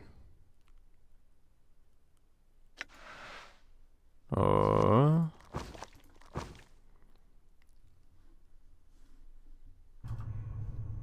Okay, so... I want to go all the way back into the first room. What's cool is you can like click on spots to walk and like our characters are running all around. Maybe actually, no, we're not gonna talk to Doll. We'll see the walkable areas, which is cool. Oh, we can add a note. What does that mean? Remember there being something locked, I feel. Is this the same, also locked? Yeah, and then this is... So this is locked too. So let's go... Yeah, let's go here. I'm gonna go upstairs. Wow, so this game is really... I mean, I'm kind of getting the heebie-jeebies, but this game is really cool. Partially because like I usually run a fan and like noise in my room, but because I'm streaming, I'm like just talking. So like right now when I'm talking, like there's no noise, so it's like kind of scary in my house right now. But this game is really cool. I think I'm gonna fucking fall in love with this game. I can just tell it's just one of those types of games. So downstairs. So yeah, we can't go downstairs anyway, and we have a locked gate, a locked container. So we need to. I'm just going to save over the Nath stream.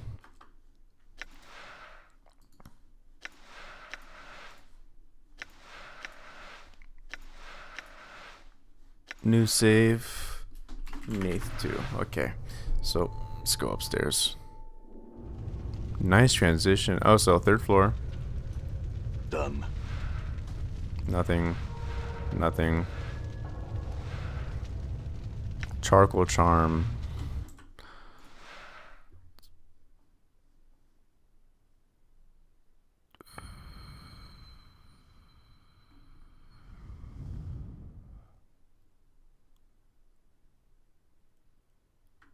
Okay, that's cool. Oh, I see.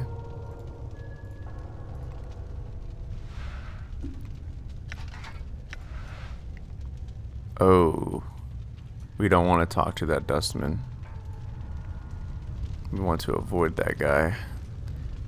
See, I need to get that fluid.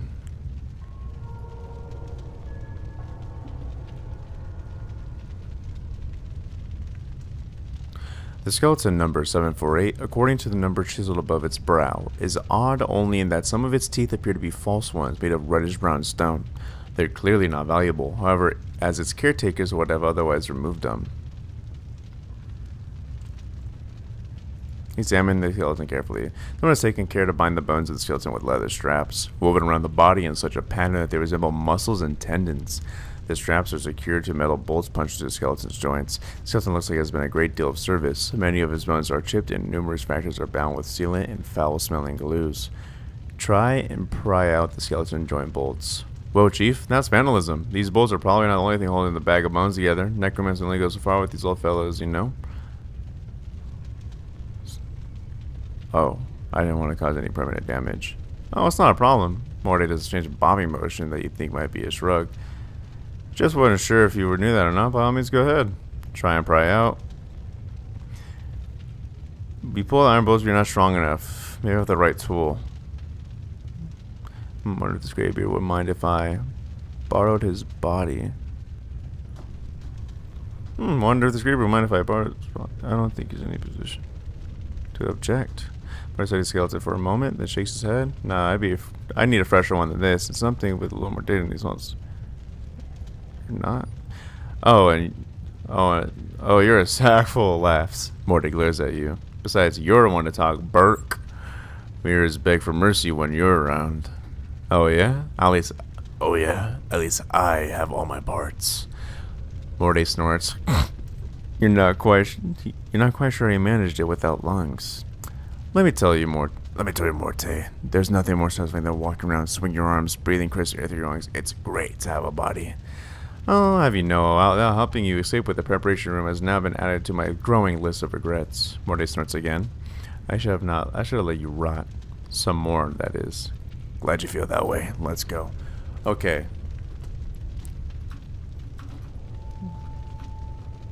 So we need thread. Okay. We need tool to take out joints. So personally, I have this iron fist iron, so I might be able to help.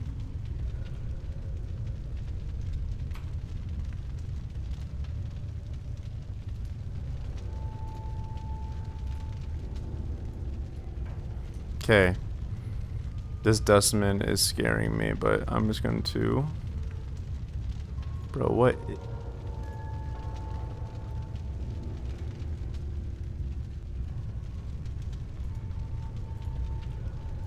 So we can't go. So it's like a furnace, so we can't go in there.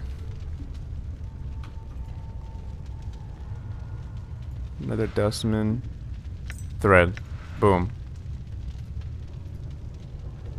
Nope. Nope. Oh shit, oh shit. Go, go, go, go. Okay, we got the needle and thread, so we could disguise ourselves now. We're gonna go to zombie worker. Greetings. Questions. Disguise me as a zombie. Here we go. Oh shit, I misclicked. Greetings, questions, zombie. Here you go. I can't believe you're going through this with this. How barmy are you? Pretty barmy, I suppose. Zombie liberally applies a molecule to your body and stitches up several of your scars, working from your feet upwards. Thanks. Can't you make up the stitches on your lips any tighter? Stop it, birthday. Zombie holds up his hand. Careful. Talk, pull stitches out. Ruin disguise. Zombie, no talk. You got to talk? Talk slow. Careful.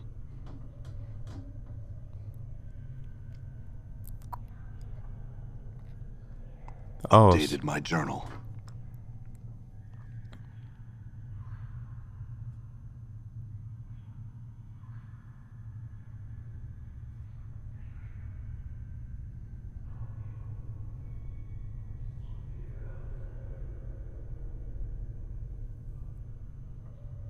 Okay, so we need to take off our weapons, and we need to walk. We could toggle with R, which is cool. So we need to walk now. We have junk left. Okay, so we can save. So we won't last with this, and we have to try not to talk to people. Oh, and let's... So we got the thread for zombie guy.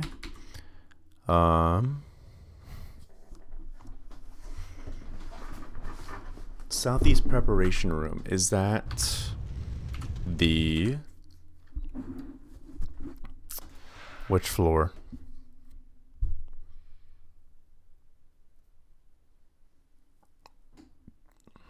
Okay, don't know.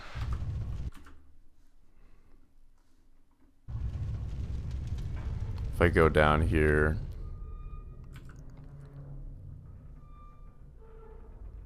Okay, so it's got to be in a locked container here, right? Southeast preparation room. So, we know it's an earring. Container, earring. Okay, so that's cool.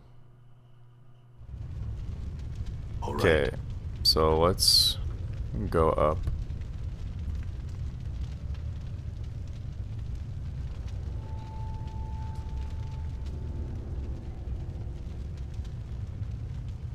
Where's my disguise already gone?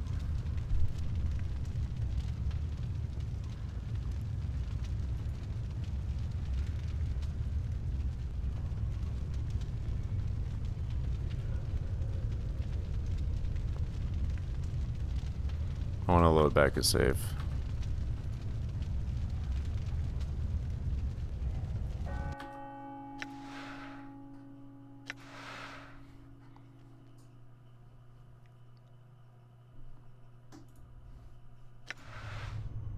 I'm gone.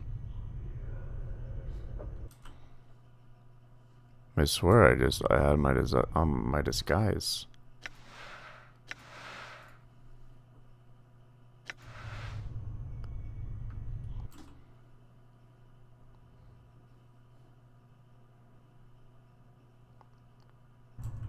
All right.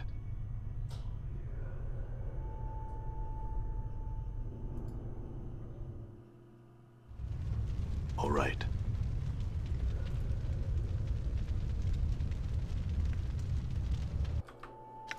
We might as well. Oh, so previous saves get... Okay, that's annoying. Did I do anything? I'm No. gone.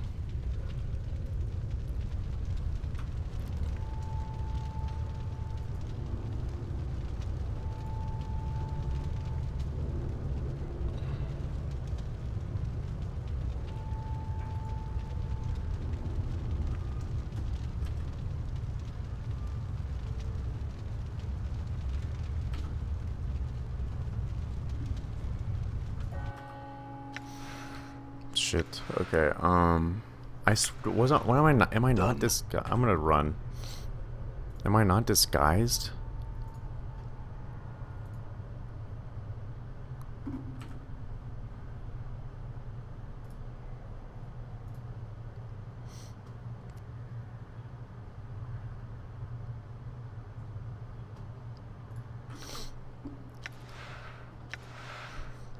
Bro, I thought whatever. Oh no, don't run.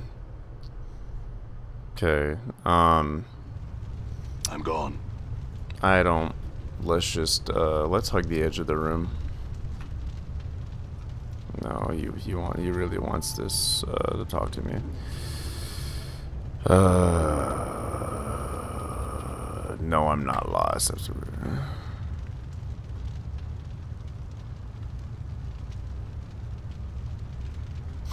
I was here. If you're not lost, what is your business here? I was here for an interment, but there seems to have been a mistake.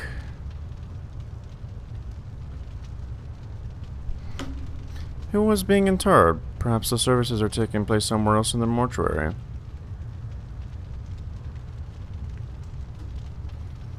That could be. Where are the other services taking place? Several interment chambers like the perimeter of the mortuary. They follow the curve of the wall on the first second floors. Do you know the name of the deceased? Yes. The name is, Adon.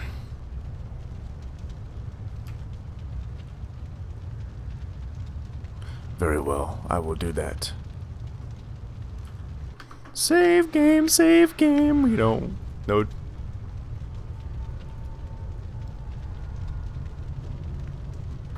Skeleton seems particularly old.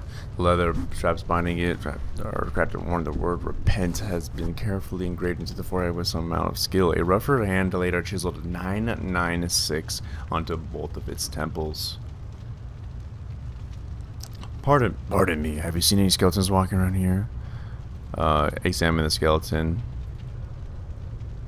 Okay, it also has bolts. Zombie worker, we have another dustman. Looks like a dust woman.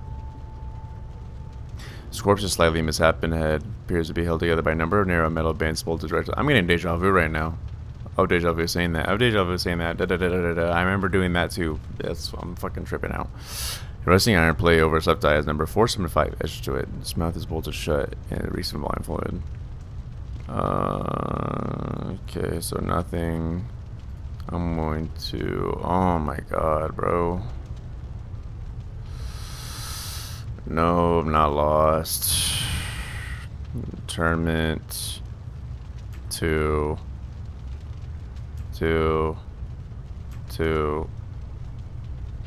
Thank you.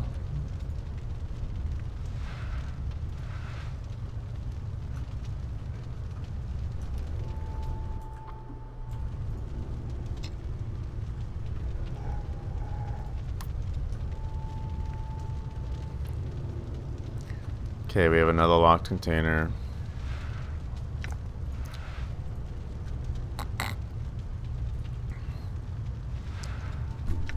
A clot charm.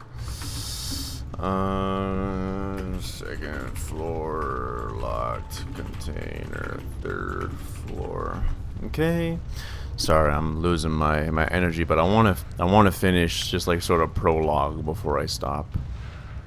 We have more charms and a task list. So let's go.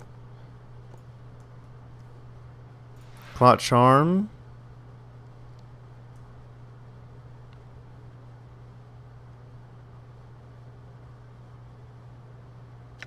See a healing item. More charms.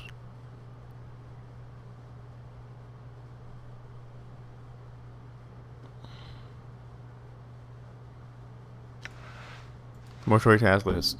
Someone has penned a series of tasks in red ink on the scrap parchment. I would like the contract orders to be inspected thrice daily. At the end of each war shift, with the new initiations come on duty. We have experienced so many contract collapses while engaged in heavy labor as of late. I feel the embodied enchantments initially used on the corpses may be decaying or may have been warped somehow. The contracted workers could be inspected every 8 hours and raised as if they have collapsed. If they have collapsed, then this would prevent the backlog of shells in the preparation rooms and free up more contracted workers for their duties. I do not wish collapsed bodies to be disposed of. When possible, the original contracted shells are to be raised and to be made to resume their duties. I have involved spare embalming charms within the shelves for the initiates on duty. They are to be used only when the shells cannot be repaired with stitching, bandaging, or applications of embalming fluid.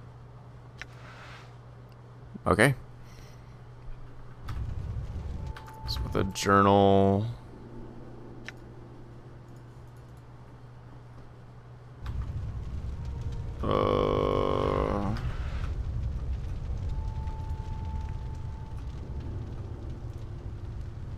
Okay, right here. Anything interesting? Junk. Another zombie worker. I'm going to read the zombie workers if they have something interesting to say. That's a special looking zombie worker. We cannot go there. The skeleton has seen a great deal of combat or has fallen down one too many staircases. Both its arms and legs have been broken and rebuilt with the aid of leather straps and iron rods. Front of its skull bears the number 863, but back of the skull has caved in, forming an empty cavity. Notice that someone has taken advantage of this and tucked a rolled piece of parchment inside the skull. Take the parchment out of the skeleton's skull. You slip the parchment out of the worker's skull. Oddly enough, looks like a skull cavity is indented to store messages. A tiny string is attached to the parchment from a hook bolted inside the skull, as if to keep the parchment from actually falling out. Unhook the string, take the parchment. You unhook the string and cleanse over to the parchment. It looks like a reminder from one of the mortuary custodians.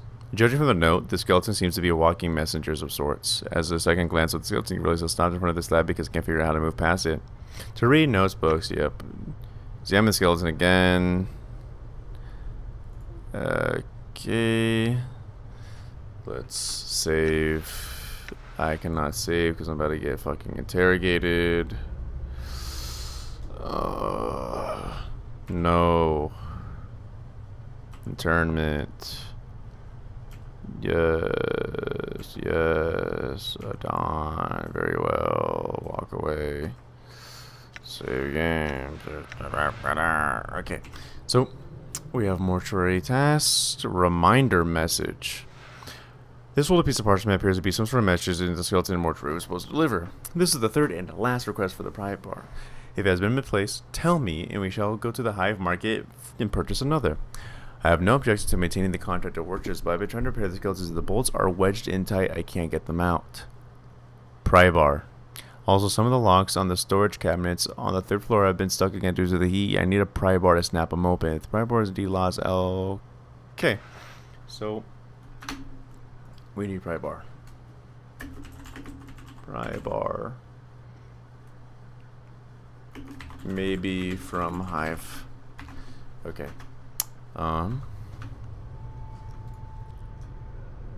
This zombie worker is red, so this number 1146 is carved into the forehead of this walking corpse. His lips are sewn together with coarse black thread. The entire body is covered in horrible scars, worse even than your own, as if its owner had been burned to death. Its nose, ears, and several digits are missing, presumably charred away in some long ago conflagration. Never heard that word before. As you block its path to get its attention, it stops against you with vacant eyes. So it's just cool looking or something. I don't know. Let's go to the bottom of this room. Talk to this worker. Am I getting followed again?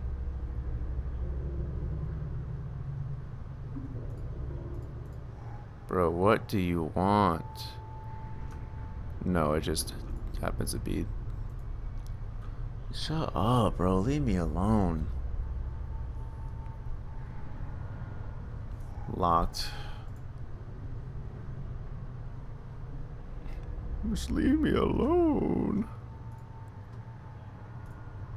Zombie worker, another dustman.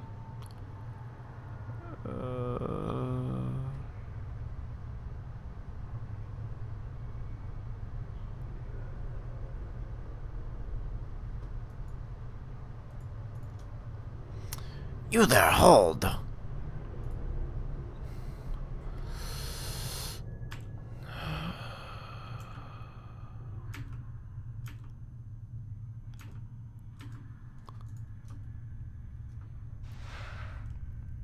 Mortuary Sanctum key.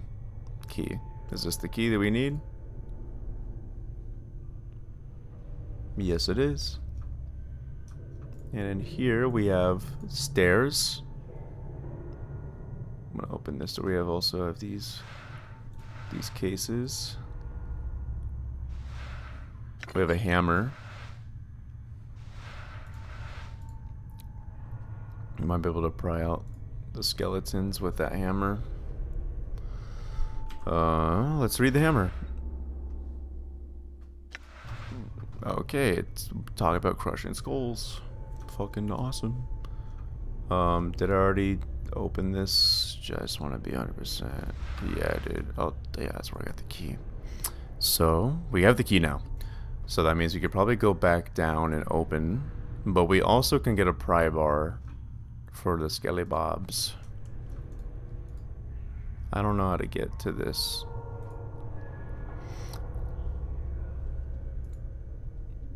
There we go. This is how. It's quite literally just open. Okay. Nothing in here. Pry bar. We got a dustman request. This container is locked. Let's talk to these workers. This corpse's meaty head was clearly severed at some point and was hastily sewn back on. Several different sets of stitching, and all various states of unraveling, seem to indicate that the head was constantly being knocked back off and reattached during the course of its work. Number 7 has been cut into the temple, discriminating. The Fang Circle appears to be branded forward. Same in the Fang Circle. Fang Circle looks like it was branded into the corpse's forehead long ago, presumably before it died. It might be a religious icon of some sort. or a rite of passage. You notice that one of its recesses between the inner fangs has a small triangle within it, as if it has some special significance. Interesting. How did that mark it on there, My Course? journal. Course makes no reply. Cool.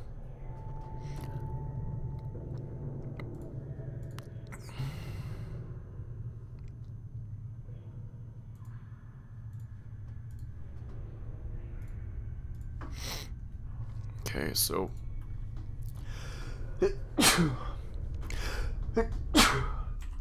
excuse me. Forced it. Open. Boom. I just realized the more you talk, the more fucking your disguise. I'm pretty sure my disguise is already gone. Whatever.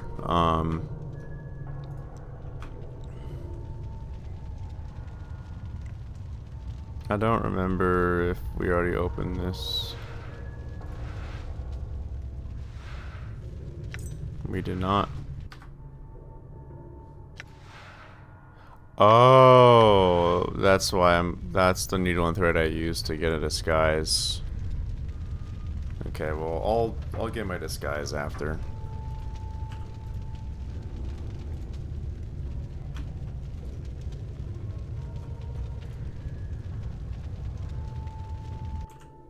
Okay, let's use the pry bar.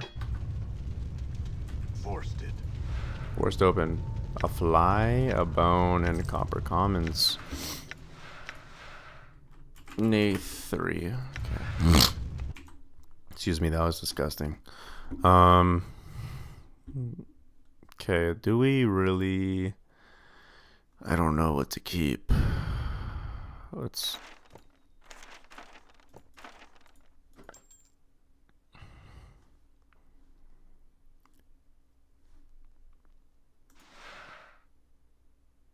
This is the crooked finger.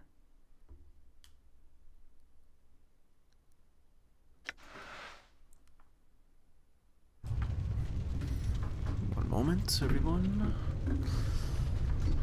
We're gonna be right back. I'm a safe scummer.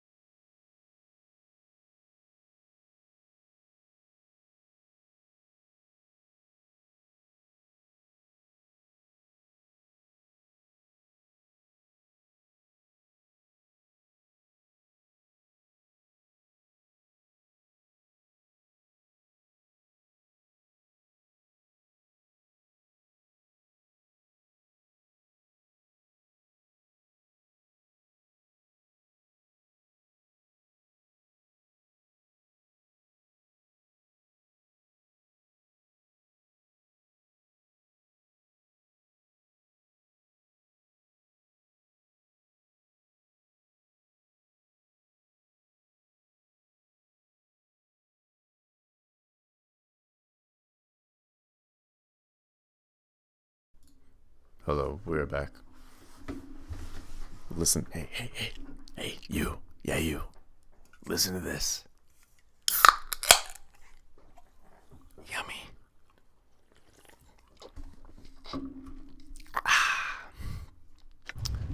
Don't worry, guys, it's not caffeinated. Alright.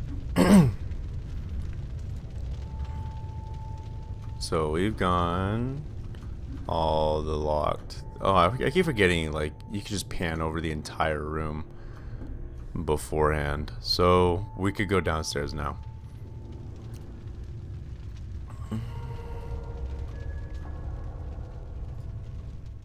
I like the transition. It's kind of creepy though. I'm gone. Okay. Forced it. Forced open. Boom. Earring and bandage. Earring. Ancient copper earring. Closed. Unusable. This copper earring looks ancient. Oddly enough, there doesn't seem to be a hook or any means of actually attaching it to your ear. A series of strange grooves have been carved in the inside of the earring, however, which might merit a closer examination. Oh shit, more examination. Okay, well we got a locked container. We have to just need to take out joints. So we got the earring. Let's use. The copper earring looks extremely old. It looks like it was meant to be worn, but there doesn't seem to be a hook or any means actually attaching here. There's strange grooves. Insert your fingernail into the notch that matches where the triangle was pointed in the fanged circle. It's on the zombie. Okay, well, examine the grooves. You hook your fingernail to the third groove on top and press it inwards. As you do, there is a click and the top earring snaps open. Not like you can wear the earring now, but also looks like there's a secret compartment. Shake the earring to see if anything comes out. You shake the earring, but nothing comes out. Whatever was hidden in the earring is now gone. Note, discovering the latch to the earring will now allow you to wear it. In addition, the secret compartment may make the earring more valuable to a merchant. There's a chance. Earring compartment item, maybe. Okay, save game. Just gonna fucking save spam. Alright, let's wear that earring. Oh, you can only wear one earring at a time?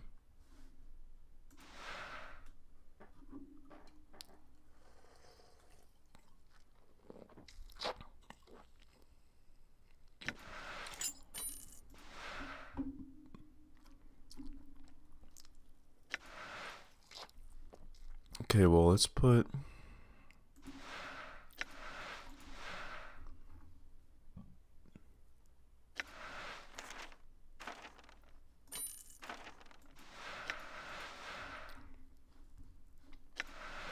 Okay.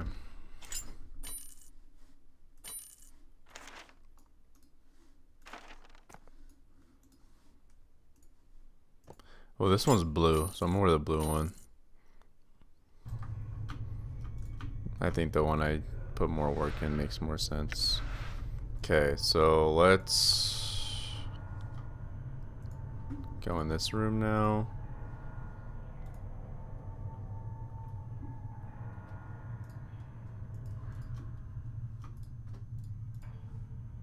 Okay, we're back. We're full circle, baby. So we have what looks like to be some loot. Cleaning rags and bandages. Okay, we need to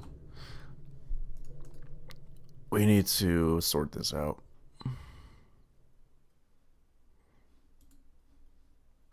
Cause I know with we make a disguise, we can't be. Oh wait, no, I don't have any more embalming fluid anyway. I can't use this, I don't think. Whatever. I'm not sure what I'll do. I need to space out my inventory. So, what I'm gonna do... I don't... Oh! Duh! Okay, we're gonna put all of the charms and just... Well, just gonna put all the junk in his bag, because I don't know if whatever one day he'll just stop talking to me or something, but you know,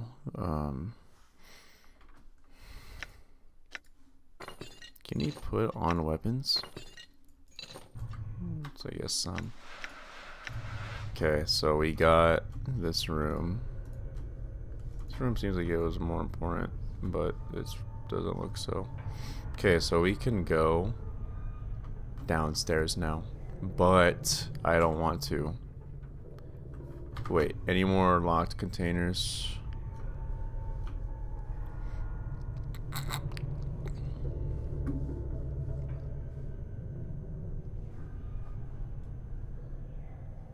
No, okay. Oh yeah, I don't have any embalming fluid, so I can't be disguised again. Miss whatever. Let's see what happens.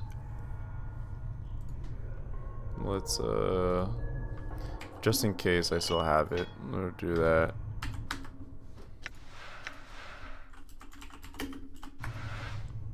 Okay. Let's go back down.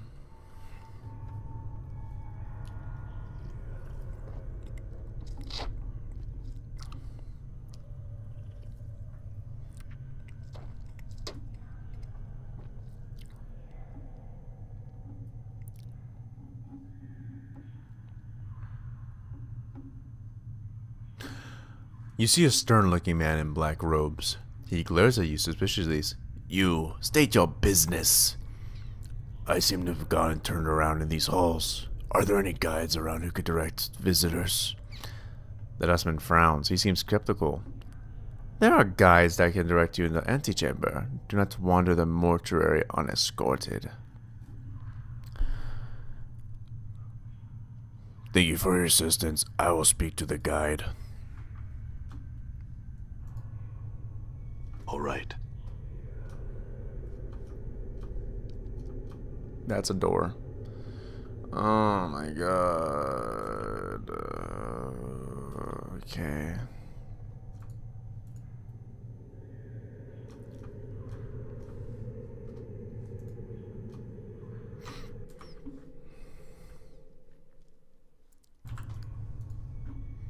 Whoa, giant skeletons.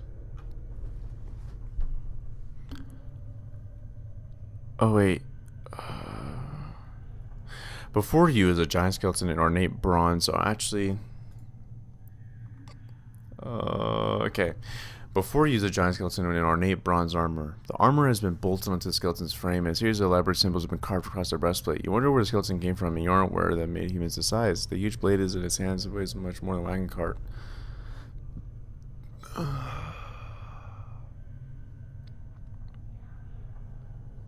Okay, we want the armor. Despite, okay, the skeleton's intricate bronze armor is riveted into its rib cage and shoulder blades with a series of iron bolts. As you study the frame behind the armor, you notice the same iron bolts are set into the skeleton's shoulder, elbow, pelvic, and knee joints. A mass of thick leather cords and heavy knotted ropes run along the length of the skeleton's arms and legs, woven in such a pattern that they resemble muscles and tendons. Despite this armor's obvious age, it looks well cared for. It shines brightly, and the symbols engraved in the breastplate seem to follow in the firelight, shifting slightly whenever you try to focus on them. Okay. Hey, how about this skeleton, Morte? Will it lose a body? Morte grins. Is that a yes or... Oh, sorry. Morte flows. Oh, yes, I think this will do. Alright, then give me a second to pry the head off of this thing.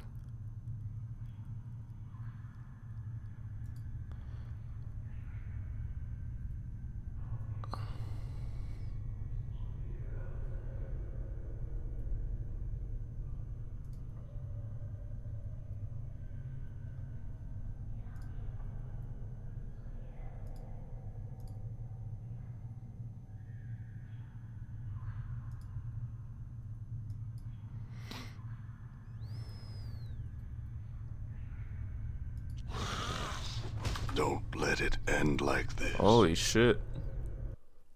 I hope you have all your memories this time.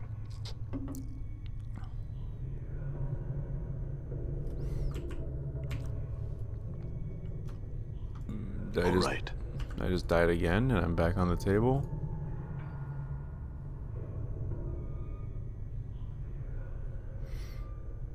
All right. Oh.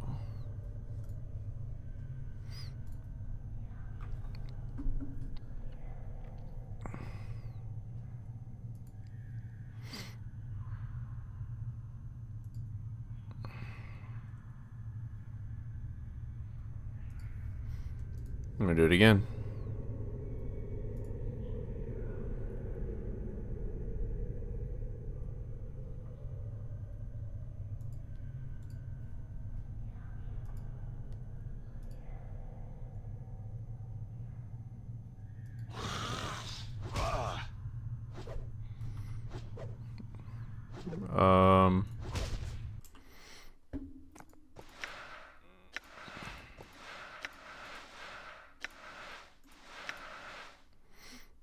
Okay, we want to use our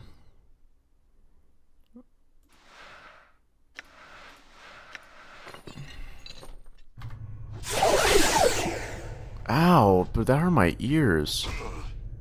Did you see that? I'm hurt. Damn. I'll just die. Ah, great. Because the I hope iron he doesn't bells lose are... his memories this time. Done. I'm sick of dragging your corpse back here with my teeth. I'm gone. I'm just gonna keep trying over and over again.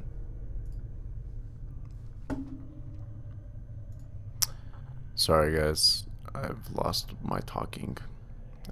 Examine. Okay, so what I'm trying to do is trying to get Morte to take his body, but it seems like it's like a skill check, and I'm not sure if it's a randomized one or a hard skill check. So I'm just trying to do a few runs, and I'm hurt. Ah, and so I'm just great. letting myself I die. hope he doesn't What's lose his cool memories is it this seems like every time. time you die, you Feels like I've been through a shredder. come back here. All right. I'm gonna try one more time.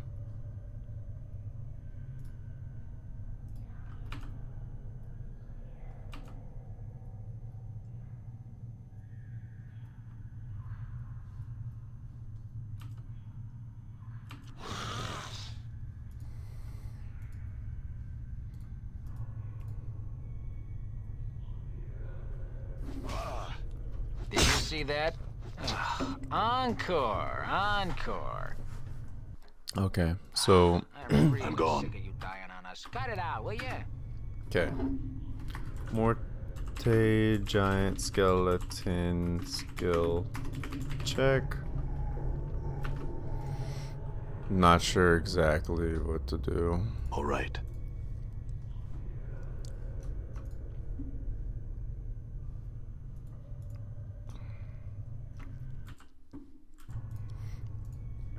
It's like a big room and many different places to go. That's a weapon wall, and that is a cool looking weapon.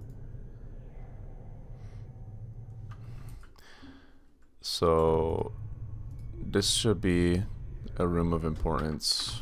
I have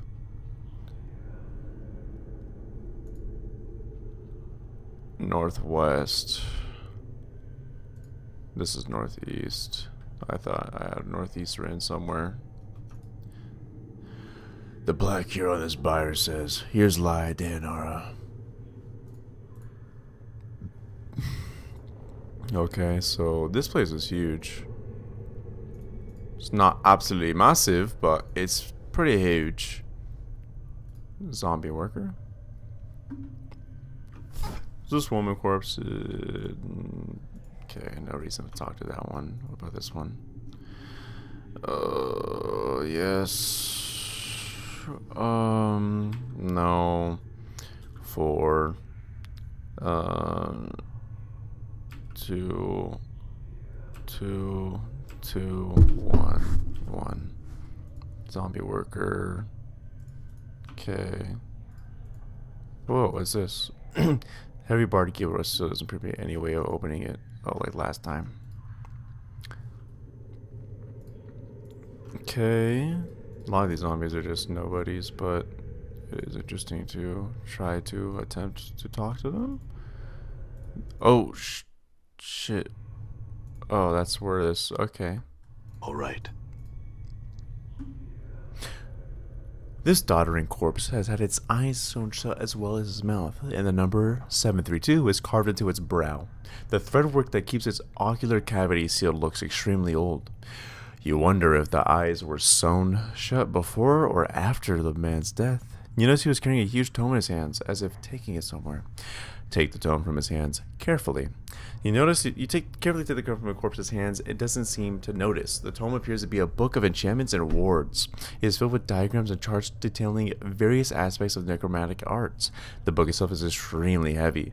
As awkward as a zombie is, it must be extremely strong. Examine the corpse again. Sorry for taking the book. And this worn leather-bound tome lists diagrams and charts detailing several minor wards and enchantments. There is numerous drawings of skeletons, bones, and the manner by which they may be preserved over time.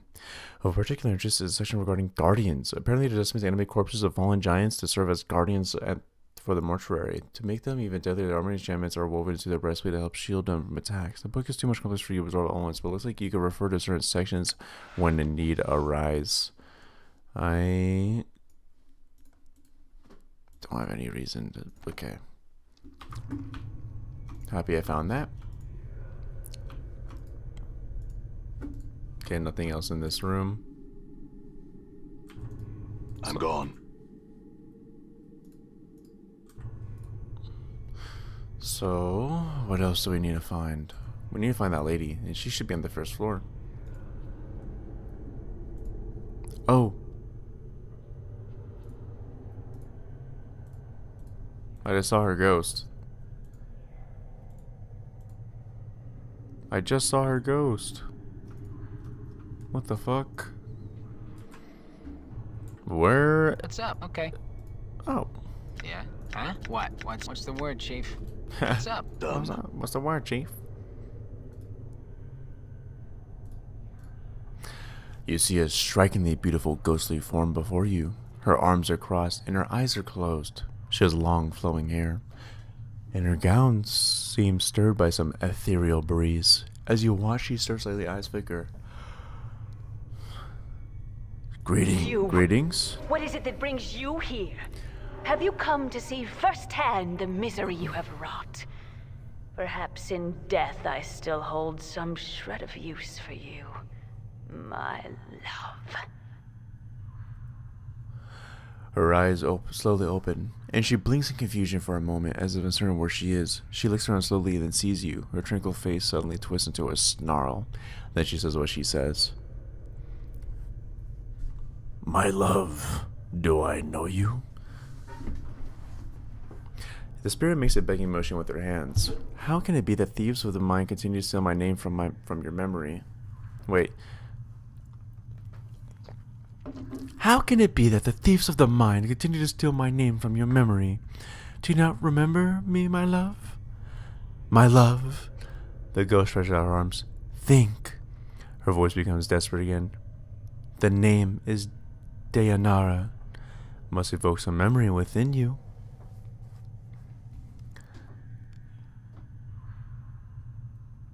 I think I feel stirrings of my memory. Tell me more. Perhaps your words shall chase the shadow from my mind, Dayanara. Oh, at last the fates show mercy. Even death cannot chase me from your mind, my love. Do you not see? Your memory shall return. Tell me how I can help you, and I shall. Do you know who I am? You are one blessed and cursed, my love, and you are one who is never far from my thoughts and heart. Blessed and cursed, what do you mean? The nature of your curse should be apparent, my love. Look at you. Death rejects you. Your memories have abandoned you. Do you not pause and wonder why?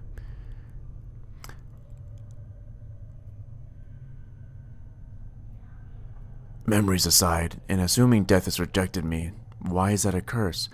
I do not doubt your ability to rise from the dead. I do believe that every incarnation weakens your thoughts and memories. You claim you have lost your memory. Perhaps it is a side effect of countless deaths? If so, what more will you lose in successive deaths? If you lose your mind, you will not even know you'll not even know enough to realize that you cannot die. You shall truly be doomed. Oh, shit, dude. Countless deaths. How long has this been going on? I do not truly know, except that it's gone on long enough. I had other questions. I need to escape this place. Can you help me? As you are to ask Leonardo as you're about to ask Leonardo the question, it catches in your throat. It occurs to you that if you tell her you are looking for an escape route, she may feel you are abandoning her. If you're going to ask her how you leave, you need to be delicate about it. Leonardo, I am in danger. Can you guide me to a place of safety? I shall return as soon as I can speak to you again. In danger? Of course, my love. I will... Fuck. God damn it. My knee hit my desk. I will aid you in any way I can. She closes her eyes for a moment, and you watch an ethereal cipher pass through her body, stirring her hair. After a moment, the cipher dies, and her eyes slowly open. Perhaps there's a way. Yes? I sense this place was many doors shrouded by immortal eyes. Perhaps you can use one of these portals. Portals? Yeah, we already know this. Key? Yeah, so we need...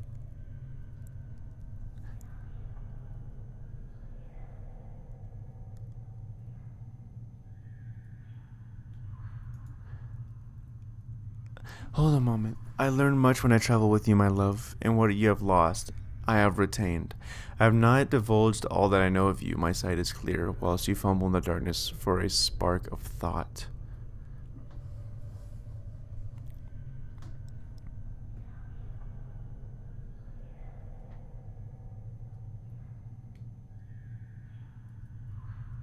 What is it your sight sees that I do not?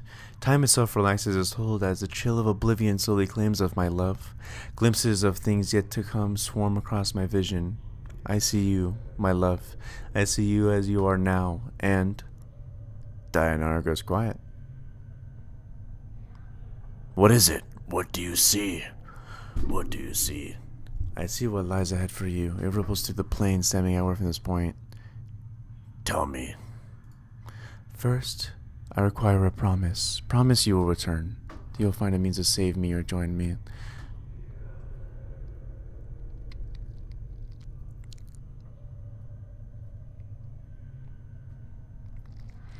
I find it hard to believe that a woman whom I once loved would blackmail promises from me and promise of revelations. Have you no faith in me? Diana looks taken aback, then her tone changes, her voice becomes almost pleading. I do not mean to extract a vow from you, my love. It's just I have waited so long for you to come join me beyond the... If you do not mean to extract a vow from me, Diana, then do not do so. Tell me your wisdom, we will speak no more of vows and promises. Diana stiffens. She looks as if she's about to say something, then sighs and feet. Very well, my love. As before, I shall have to place my trust in you. This is what my eyes see, my love. Unfettered by the shackles of time. You shall meet enemies 3, but none more dangerous than yourself in your full glory. They are shades of evil, of good, and of neutrality, given life and twisted by the laws of the plane. You shall come to a prison built of regrets and sorrow, where the shadows themselves have gone mad. There you will be asked to make a terrible sacrifice, my love. For the matter to be laid to rest, you must destroy that which keeps you alive and be immortal no longer. I know that you must die while you still can. The circle must come to a close, my love. You were not meant for this life. You must find that which was taken from you and travel beyond, into the lands of the dead. Updated my journal. Die while I still can. I do not doubt your ability to rise from the dead. I do believe that every incarnation weakens your... Oh, okay.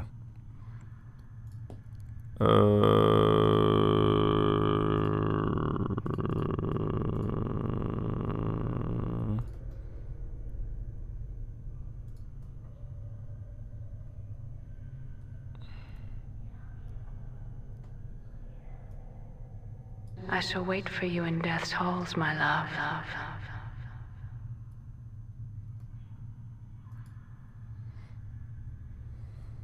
You back with me, Chief? You kind of drifted out on me there. No, I am fine. Do you know who that spirit was? Huh? Spirit? That specter I was talking to. The woman. You were rattling your bone box with some woman? Where? Morta looks around sided. What she look like? She was right on top of the bear. You didn't see her? No?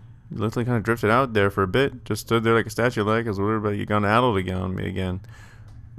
No, I'm fine. I think let's move on. Save game. So we need to come back. So that's good news and bad news. Because one, I don't like revisiting places very much, but also means that if we missed anything here, we can come back, maybe get Morte's body. So we found her. So we need to. This is okay. This is good. This is good. Okay, we actually come back for Dayanara.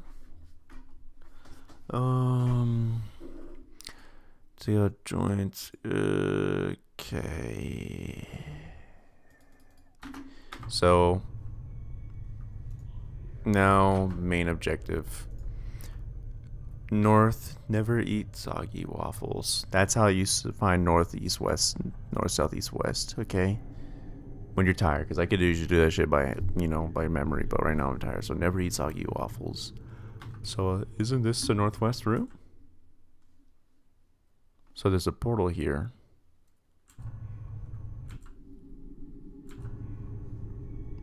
I swear I was told. Fingerbone crooked, first floor, northwest room. Go to arch to secret crypt. Okay, to the arch.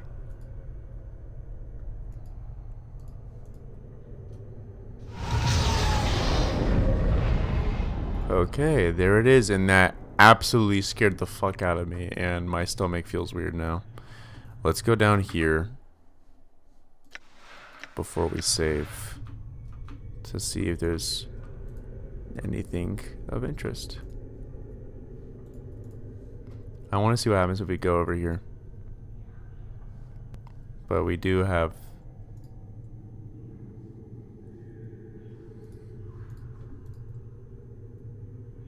I want to explore.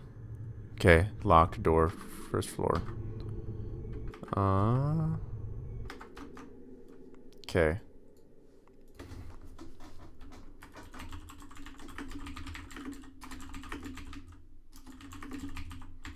Okay, so let's get rid of some of these notes.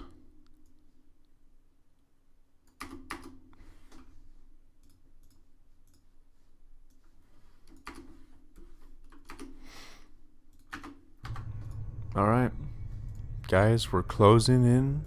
We're closing in on the end. Scared to get scared the fuck out of us again? Yep. Okay.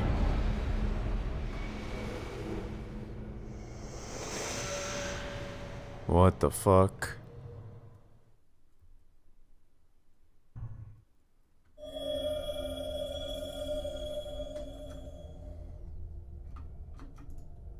This brazier has long been since dry oil, only ashes remain to the bottom. Alright. Okay, we got some loot. Pen's note. Okay, what's... Star Hobbies have been here for centuries. There's no lid. The exterior seems to be made of solid stone. Okay, and... Let's read Pen's note. This note has been written with remarkable penmanship upon the finest parchment.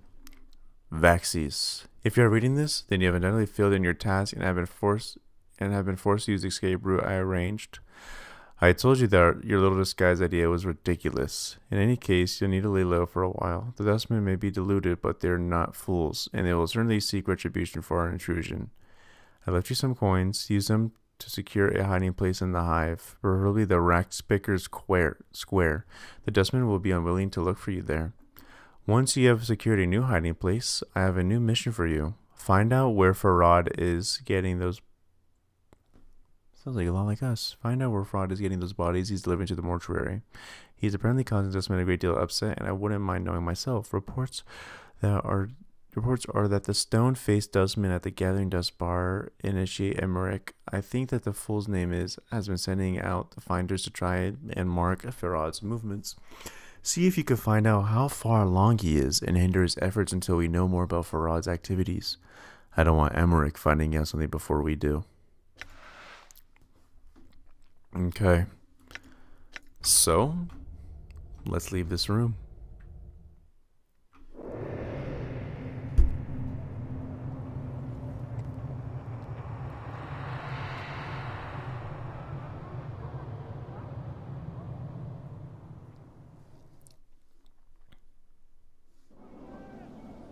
And here we are.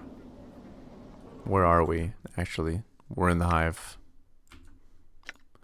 Alright, everyone. I think I'm going to call it there. I don't think. I know I'm going to call it there. Let's make Nath 5. Let's delete some of these saves.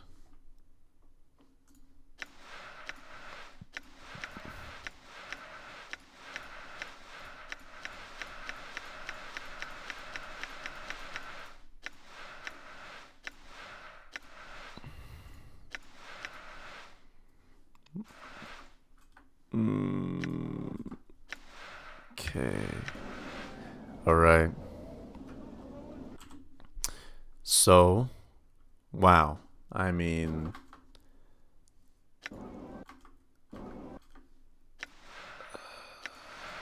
okay. Oh wow, that was this game's good. This game's crazy. Okay. I was trying to play Baldur's Gate 1. That shit was not that very fun or interesting, and it ran like shit. This game, dude, I mean, oh my god. This game is not very popular. I have no idea how. I mean, I get the gameplay style. It's probably pulling it back, but like, Jesus. That's crazy. Yeah, this game is going to be I'm definitely going to stream this game again.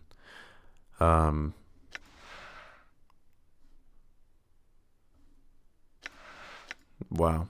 I had no viewers today.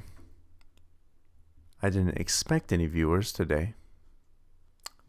You know, I just wanted to stream and record my gameplay. I feel like I just wanted to be able to look back at these someday, you know, and if I did become a streamer, people would be able to come back to this and see it and watch it.